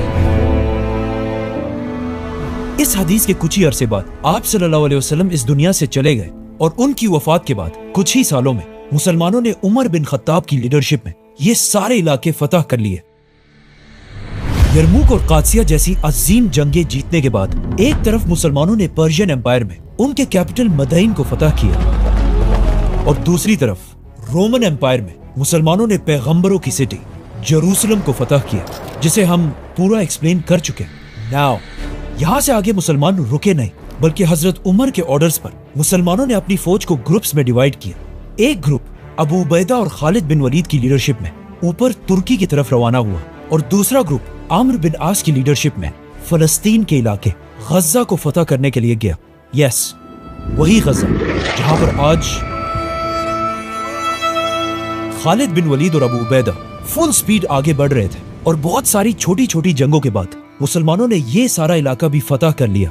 लेकिन इन सारी जंगों में एक जंग को डिस्कस करना बहुत ही इंपॉर्टेंट है, the battle of the iron bridge, क्योंकि ये जंग बिल्कुल यरमुक और कादसिया की तरह एक बहुत बड़ी जंग होने वाली थी। क्योंकि रोमन एम्पायर हजारों की फौज लेकर इस ब्रिज के पास खड़ी थी और दरिया के दूसरी तरफ अबू उबैदा सिर्फ 15,000 की फौज के साथ खड़े थे। और अब एक बार फिर मुसलमानों और रोमन्स के दरमियान एक बहुत बड़ी जंग होने वाली थी। लेकिन एक मिनट, अगर ये इतनी एक बड़ी जंग, तो हमने आज तक इसके बारे में कुछ सुना क्यों नहीं है? क्योंकि ये जंग शुरू होने से पहले ही खत्म हो गई। जैसे ही मुसलमानों की फौज एक दूसरे के सामने आई, अचानक रोमन फौज ने देखा कि उनकी एक साइड से कुछ आवाजें आ रही हैं। जब रोमन फौज ने थोड़ा गौर से देखा तो एक दूसरी फौज फुल स्पीड इनकी तरफ बढ़ रही थी। एंड ऑफ कोर्स ये फौज कौन लीड कर रहा था? खालिद बिन वलीद। आज तक इस बात का पता नहीं चला कि खालिद बिन वलीद ने कब और कैसे इस दरिया को क्रॉस किया था। लेकिन अचानक जंग से पहले ही खालिद बिन वलीद ने वहां पहुंचकर इस रोमन फौज को क्रश कर दिया और रोमन्स एक बार फिर ये जंग छोड़कर भाग गए। और इस तरह ये इतनी बड़ी जंग शुरू होने से पहले ही खत्म हो गई। ये जंग सीरिया में मुसलमानों की आखिरी जंग थी और इस जंग के बाद मुसलमानों ने हमेशा के लिए पूरे शाम को फतह कर लिया। अब मुसलमानों की खिलाफत का कंट्रोल सीरिया, फलस्तीन, जॉर्डन और लेबनान तक फैल चुका था, जिसके बाद मुसलमानों के आर्मी चीफ अबू उबैदा यहीं पर रहे और खालिद बिन वलीद अकेले अपनी फौज के साथ पहली बार रोमन एम्पायर के मेन हेडक्वार्टर तुर्की में दाखिल हुए और बहुत तेजी से रोमन एम्पायर की कैपिटल कॉन्स्टेंटिनोपल, इस्तांबुल की तरफ बढ़ने लगे। बट वेट, अगर Khalid bin Waleed Roman empire के कैपिटल के इतने क्लोज पहुंच चुके थे तो फिर उन्होंने इसे फतह क्यों नहीं किया? बल्कि ये सिटी तो इससे 800 साल बाद एक दूसरे बादशाह सुल्तान मोहम्मद फातेह ने फतह की थी। क्योंकि जैसे ही खालिद बिन वलीद तुर्की में दाखिल हुए, यहाँ पर एक बहुत बड़ा मसला हुआ। हजरत उमर रज़ियल्लाहु अन्हु ने खलीफा बनते ही खालिद बिन वलीद को उनके पोस्ट आर्मी चीफ के ओहदे से हटा दिया था, लेकिन अब भी मुसलमान खालिद बिन वलीद को बाकी सारे जनरल से बहुत ज्यादा पावरफुल समझते थे, क्योंकि अब भी कुछ नए मुसलमान ये समझते थे कि आज ये खिलाफत राशिदा जहां भी है सिर्फ खालिद बिन वलीद की वजह से है। और हजरत उमर को ये बात बिल्कुल भी पसंद नहीं थी और वो सबको ये दिखाना चाहते थे कि ये खिलाफत मेरी या खालिद की वजह से नहीं बल्कि अल्लाह की वजह से कायम है। इसके अलावा एक मसला ये भी था कि इससे कुछ ही अरसा पहले एक दिन खालिद बिन वलीद कहीं बैठे हुए थे और एक शायर ने उनके सामने कुछ अशार पढ़े, तो खालिद बिन वलीद ने खुश होकर उस शायर को 10,000 दरहम दिए। लेकिन अब मसला ये था कि हजरत उमर ने मुसलमानों की फौज में अपने जनरल्स को कंट्रोल में रखने के लिए हर जगह जासूस बिठाए हुए थे। जैसे ही खालिद बिन वलीद ने उस शायर को पैसे दिए, वहां बैठे हजरत उमर के एक जासूस ने फौरन ये खबर मदीना में खलीफा तक पहुंचाई।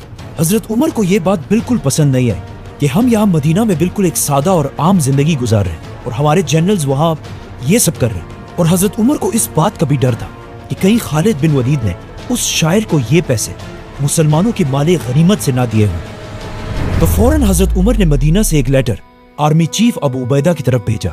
ये बहुत ही एक खतरनाक लेटर था जिसमें हजरत उमर ने 3 ऑर्डर्स दिए थे। Number 1, general Khalid bin Walid को एमेसा के सारे मुसलमानों के सामने पेश किया जाए और फिर सबके सामने उनसे ये पूछा जाए कि उन्होंने उस शायर को ये 10,000 दरहम अपनी जेब से दिए या मुसलमानों के बैतुल माल से।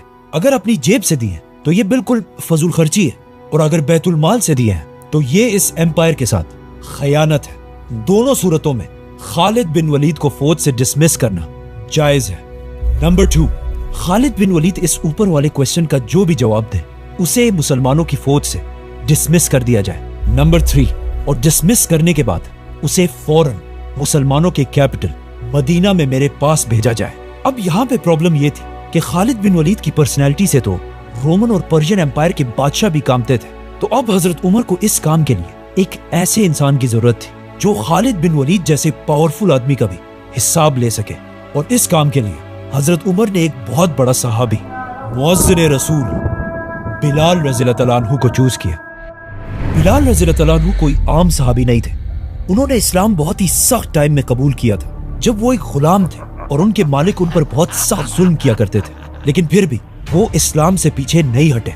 तो इसीलिए हजरत उमर ने खालिद बिन वलीद जैसे बड़े जनरल को कन्फ्रंट करने के लिए बिलाल रज़ियल्लाहु अन्हु को भेजा। तो अब खलीफा के ऑर्डर को पूरा करने के लिए आर्मी चीफ अबू उबैदा ने होम सिटी के सारे लोगों को जमा किया और खालिद बिन वलीद को भी यहीं आने का हुक्म दिया। खालिद बिन वलीद ने यहाँ पहुंचकर यह महसूस किया कि कुछ तो गड़बड़ जरूर है, क्योंकि अबू उबैदा अपना सर नीचे करके बिल्कुल खामोश बैठे थे और इस पूरे महफिल में बिल्कुल एक पिन ड्रॉप साइलेंस थी। तो खालिद बिन वलीद आकर अपनी जगह पर बैठे और सामने बिलाल रज़ियल्लाहु अन्हु भी बैठे थे। तो हजरत बिलाल रज़ियल्लाहु अन्हु ने बहुत वेट किया कि अब अबू उबैदा कुछ बोलेंगे, अब कुछ बोलेंगे, लेकिन काफी देर गुजरने के बाद भी अबू उबैदा बिल्कुल खामोश रहे। तो हजरत बिलाल रज़ियल्लाहु अन्हु को समझ आ गई कि अबू उबैदा बहुत ही एक सॉफ्ट इंसान है और उन्होंने खालिद बिन वलीद के साथ बहुत सारी जंगें लड़ी थी और दोनों बिल्कुल भाइयों की तरह एक दूसरे के करीब थे। तो आखिर हजरत बिलाल इस महफिल में खड़े हुए और वहां सबके सामने खालिद बिन वलीद से पूछा कि ए खालिद, हमारे खलीफा उमर बिन खत्ताब ये जानना चाहते हैं कि तुमने जो 10,000 दरहम उस शायर को दिए थे वो तुमने अपने पैसों से दिए थे या मुसलमानों के बैतुल माल से। ये सुनकर खालिद बिन वलीद और वहां पर सभी बिल्कुल हैरान हो गए। तो बिलाल रज़ियल्लाहु अन्हु ने दोबारा पूछा कि खालिद, ये पैसे अपने जेब से दिए थे या बैतुल माल से? इस पर खालिद बिन वलीद ने आखिर कहा कि ये मैंने अपने पैसों से दिए थे। नाउ खालिद बिन वलीद इस वाक़े के बाद वापस अपने सोल्जर्स की तरफ चले गए। यहाँ पे एक बात नोट करना लाजमी है कि उस जमाने की दुनिया में स्लेव्स और स्पेशली ब्लैक स्लेव्स को बिल्कुल जानवरों की तरह ट्रीट किया जाता था। लेकिन अब जब एमेसा में एक फॉर्मर ब्लैक स्लेव उस वक्त के सबसे ताकतवर जनरल को कन्फ्रंट कर रहा था, वहाँ के लोग ये सब देखकर बहुत ही हैरान थे। लेकिन इस सब से ये क्लियरली पता चलता है कि रसूलुल्लाह सल्लल्लाहु अलैहि वसल्लम ने अपने आखिरी खुतबे में जो बात कही थी कि किसी व्हाइट को किसी ब्लैक पर और किसी अरबी को किसी अजमी पर कोई फोकियत हासिल नहीं। इस तरह हजरत उमर की इस खिलाफत में रेसिज्म का कॉन्सेप्ट बिल्कुल खत्म हो चुका था। खालिद बिन वलीद तो वापस अपने सोल्जर्स के पास चले गए थे, लेकिन अबू उबैदा इब्न जर्राह उन्हें ये बात बता ही नहीं सके कि इस लेटर में 2 और पॉइंट्स भी हैं कि खालिद बिन वलीद को मुसलमानों की फौज से डिसमिस करके मदीना की तरफ भेजा जाए। और वहां मदीना में हजरत उमर खालिद बिन वलीद का इंतजार करते रहे, लेकिन आखिर काफी दिनों बाद उन्हें समझ आ गई कि जरूर अबू उबैदा ने उन्हें बताया ही नहीं होगा। तो हजरत उमर ने एक दूसरा खत खालिद बिन वलीद की तरफ डायरेक्ट भेजा कि तुम्हें फौज से डिसमिस कर दिया गया है और फौरन सारे काम छोड़कर मदीना में आकर मुझसे मिलो। खालिद बिन वलीद हजरत उमर का लेटर पढ़ने के बाद दोबारा अबू उबैदा इब्न जर्राह के पास गए और उनसे कहा कि तुमने मुझे क्यों नहीं बताया कि हजरत उमर ने मुझे फौज से निकाल दिया है। तो अबू उबैदा ने उन्हें कहा कि आज ये जो भी हो रहा है इसमें मैं बिल्कुल भी इन्वॉल्व नहीं हूँ, ये सब खलीफा के ऑर्डर्स हैं। तो आखिर फाइनली खालिद बिन वलीद शाम में अपनी फौज को छोड़कर मदीना की तरफ रवाना हुए।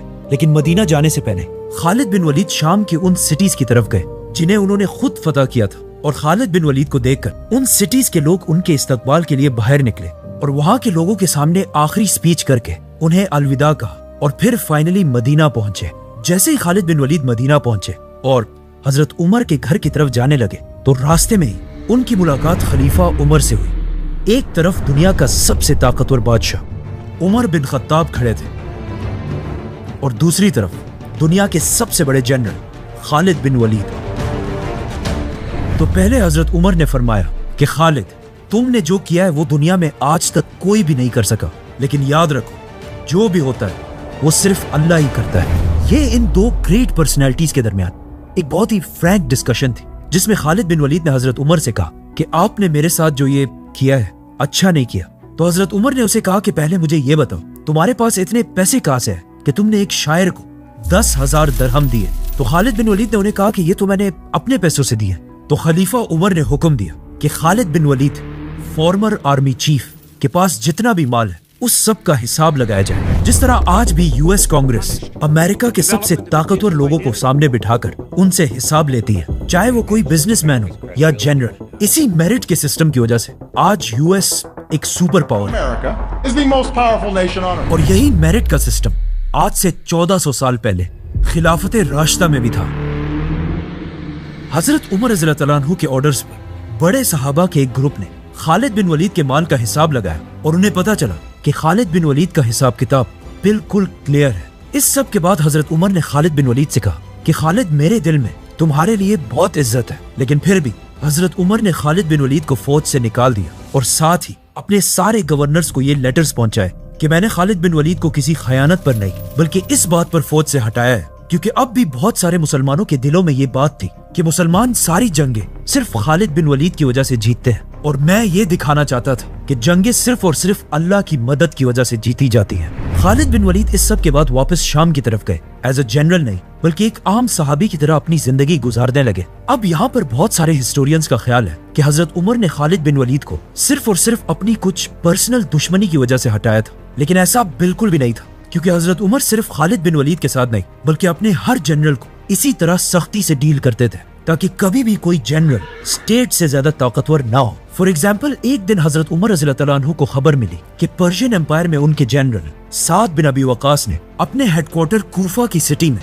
लोगों के शोर और रश से बचने के लिए अपने ऑफिस और लोगों के दरमियान एक दरवाजा लगाया था और जब शोर ज्यादा बढ़ जाता था तो वो कभी कभी दरवाजा बंद कर दिया करते थे, जो एक बहुत ही नॉर्मल बात है। लेकिन जब मदीना में खलीफा उमर को इस बात का पता चला तो उन्होंने सोचा कि ये तो हमारा जनरल अपने आप को अवाम से ऊपर समझ रहा है। तो उन्हें बहुत गुस्सा आया क्योंकि खिलाफत का निजाम ये था कि जनरल्स का दरवाजा हमेशा अवाम के लिए खुला रहना चाहिए। तो फौरन हजरत उमर ने अगेन एक बहुत बड़े सहाबी को मदीना से पर्शियन एम्पायर में कूफा की तरफ भेजा और उसे हुक्म दिया कि जाकर जनरल साद बिन अबी वकास के दरवाजे को पहले निकालो, फिर उसके टुकड़े टुकड़े करो और फिर उसे आग लगा दो। इस सहाबी ने जाकर ऐसा ही किया और इस वाक़े के कुछ ही अरसे बाद हजरत उमर ने साद बिन अबी वकास को भी बगैर किसी वजह के जनरल की पोस्ट से हटा दिया। और वजह अगेन वही थी कि कोई भी जनरल मुसलमानों की स्टेट से पावरफुल ना हो जाए। और इसके बाद अगेन हजरत उमर ने एक दूसरे जनरल मुगीरा बिन शोबा की तरफ भी लेटर भेजा कि तुम जरा मदीना आओ, मेरा तुम्हारे साथ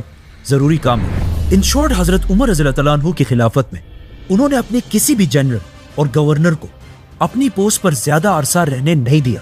और यही हजरत उमर की खिलाफत की सबसे बड़ी क्वालिटी थी। खलीफा उमर बिन खत्ताब की जिंदगी की सबसे बड़ी अचीवमेंट्स में से एक पता है क्या था? फिरौनों के मुल्क इजिप्ट को फतह करना, जो उस जमाने की दुनिया में सबसे ताकतवर और रिच इलाका था, और जिसे फतह करने के बाद पूरी खिलाफत में मुसलमान जश्न मना रहे थे। लेकिन जैसे ही मुसलमानों ने इजिप्ट को फतह किया, ये एग्जैक्ट वही टाइम था कि जब यहां से बहुत दूर मुसलमानों के जनरल और अल्लाह की तलवार खालिद बिन वलीद अपने मौत के बिस्तर पर आखिरी सांसें ले रहे थे। But wait, let's go back. इस सबसे 4 साल पहले खलीफा उमर ने खालिद बिन वलीद को मुसलमानों की फौज से निकालकर उन्हें खिलाफत की हर पोस्ट से दूर रहने का हुक्म दिया था, जिसके बाद खालिद बिन वलीद आराम से सब कुछ छोड़कर अपने घर चले गए। लेकिन इस टाइम को भी उन्होंने वेस्ट नहीं किया, क्योंकि उन्हें पता था कि उनकी सारी जिंदगी इस्लाम के लिए जंगों में गुजरी है। तो अब पहली बार उन्हें टाइम मिला कि वो तलवार को छोड़कर कुरान को स्टडी करें। लेकिन अपनी ये जिंदगी भी खालिद बिन वलीद सुकून से नहीं गुजार सके, क्योंकि फौज से निकलने के कुछ ही अरसे बाद एक बहुत बड़ी बीमारी ताउन की वजह से खालिद बिन वलीद के ऑलमोस्ट सारे बेटे उनकी आंखों के सामने फौत होने लगे। मतलब खालिद बिन वलीद को जिंदगी के आखिरी हिस्से में अपने सारे जवान बेटों के मरने का गम देखना पड़ा, और उनके सिर्फ 3 ही बेटे जिंदा रहे, जिनमें से एक बाद में खलीफा अली रज़ियल्लाहु तआला अन्हु की फौज में जंगे सिफ़ीन के दौरान शहीद हो गए।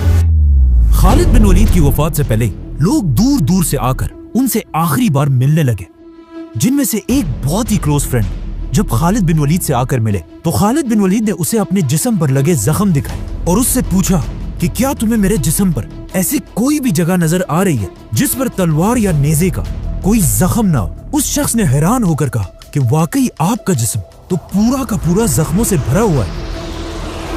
जिस पर खालिद बिन वलीद ने अपने इस दोस्त से कहा कि क्या इन जख्मों को देखकर तुम्हें समझ नहीं आ रही कि मैंने हर जंग में शहीद होने की बहुत कोशिश की है, कि मैं तो अकेले अपने घोड़े के साथ हजारों की फौज के अंदर घुस जाता था, लेकिन फिर भी मुझे कोई ना मार सका, और आज मैं यहां एक बीमार ऊंट की तरह अपने बिस्तर पर शर्म के साथ मर रहा हूं। जिस पर उनके दोस्त ने कहा कि क्या मतलब, आपको पता नहीं है जब रसूलुल्लाह सल्लल्लाहु अलैहि वसल्लम ने आपको सैफुल्लाह, अल्लाह की तलवार का टाइटल दिया था, उसी वक्त ये बात क्लियर हो चुकी थी कि आपको अल्लाह की तलवार खालिद बिन वलीद को कोई भी किसी भी जंग में तोड़ नहीं सकता। ये सुनकर खालिद बिन वलीद के दिल को आखिर थोड़ा सुकून मिला और वो आराम से अपने बिस्तर पर लेट गए। और इसके कुछ ही अरसे बाद इस्लाम के तारीख के सबसे बड़े जनरल, रोमन और पर्शियन एम्पायर की ताकत को तोड़ने वाले, दमिश्क और जेरूसलम को फतह करने वाले और यमामा और यरमूक जैसी अजीम जंगें जीतने वाले अल्लाह की तलवार खालिद बिन वलीद अपने छोटे से घर में सिर्फ एक घोड़ा और कुछ तलवारें छोड़कर इस दुनिया से चले गए। May peace be upon him. Khalid bin Walid Syria की सिटी होम्स में फौत हुए थे, जहां पर आज तक उनकी खबर है। लेकिन खालिद बिन वलीद के मरने की खबर बिल्कुल एक आग की तरह पूरी खिलाफत में फैल गई, और जैसे ये खबर मदीना तक पहुंची, मदीना के हर गली से चीखने की आवाजें आने लगी और वहां की औरतें इस अजीम जनरल की डेथ पर जोर जोर से रोने लगी। लेकिन अब मसला ये था कि हजरत उमर ने इससे पहले ही मदीना में इस बात पर पाबंदी लगाई थी कि चाहे जो भी मर जाए, कोई भी उसके लिए जोर से नहीं रोएगा। देख, खालिद बिन वलीद की मौत पर लोग इस पाबंदी को बिल्कुल भूल गए और मदीना की गलियों में औरतें जोर जोर से रोने लगी। अब जब हजरत उमर तक इनकी आवाज पहुंची, वो फुल गुस्से में अपने घर से बाहर निकले और पूछा आखिर कौन है जिसके लिए ये सब रो रहे हैं। तो उन्हें बताया गया कि ये सब आपके जनरल और अल्लाह की तलवार खालिद बिन वलीद की मौत पर रो रहे हैं। ये सुनकर हजरत उमर बिल्कुल अपनी जगह पर खामोशी से खड़े रहे और काफी देर खामोश रहने के बाद हजरत उमर ने पहली बार मदीना के लोगों को अपना ऑर्डर तोड़ने की इजाजत दी और कहा कि अगर खालिद के लिए आज कोई रो रहा है तो उसे रोने दो। बल्कि कहा जाता है कि हजरत उमर खुद भी रोए। अब हजरत उमर को इस बात का पता नहीं था कि खालिद बिन वलीद ने अपनी वफात से पहले अपना सब कुछ हजरत उमर के हवाले करने का हुक्म दिया था कि उनके बाद हजरत उमर ही उन्हें इंसाफ के साथ डिवाइड करें। लेकिन जब खालिद बिन वलीद की वफात के बाद उनकी जायदाद का हिसाब लगाया गया तो ये देखकर सब हैरान रह गए कि इस्लाम के सबसे बड़े जनरल खालिद बिन वलीद के पास सिर्फ तलवारें, एक घोड़ा और कुछ ही चीजें थी। मतलब खालिद बिन वलीद इतने बड़े जनरल के पास बेसिकली कुछ भी नहीं था, जिसके मुकाबले में अगर आज के मुसलमान जनरल्स को देखा जाए, खालिद बिन वलीद की वफात के बाद हजरत उमर सिर्फ 2 साल ही जिंदा रहे। लेकिन इन 2 सालों में हजरत उमर कभी भी खालिद बिन वलीद को भूल ना सके और बार बार मुसलमानों की गैदरिंग्स में खालिद बिन वलीद को याद करते रहे। यहाँ तक कि एक दिन हजरत उमर के पास अरब का सबसे बड़ा शायर आया ताकि उनके सामने अपनी शायरी पेश करे। तो हजरत उमर ने बाकी सारी चीजें छोड़कर उस शायर से सिर्फ एक ही डिमांड की कि मुझे मेरे जनरल खालिद बिन वलीद की बहादुरी पर शेर पढ़कर सुनाओ। जिसके बाद इस शायर ने अपने फुल जोश में खालिद बिन वलीद की बहादुरी को सबके सामने प्रेजेंट किया। लेकिन जैसे ही वो शायर खामोश हुआ, हजरत उमर ने इस अरब के सबसे बड़े शायर से कहा कि तुम्हारे सारे अल्फाज ने मिलकर भी खालिद की बहादुरी के साथ इंसाफ नहीं किया। सब्सक्राइब।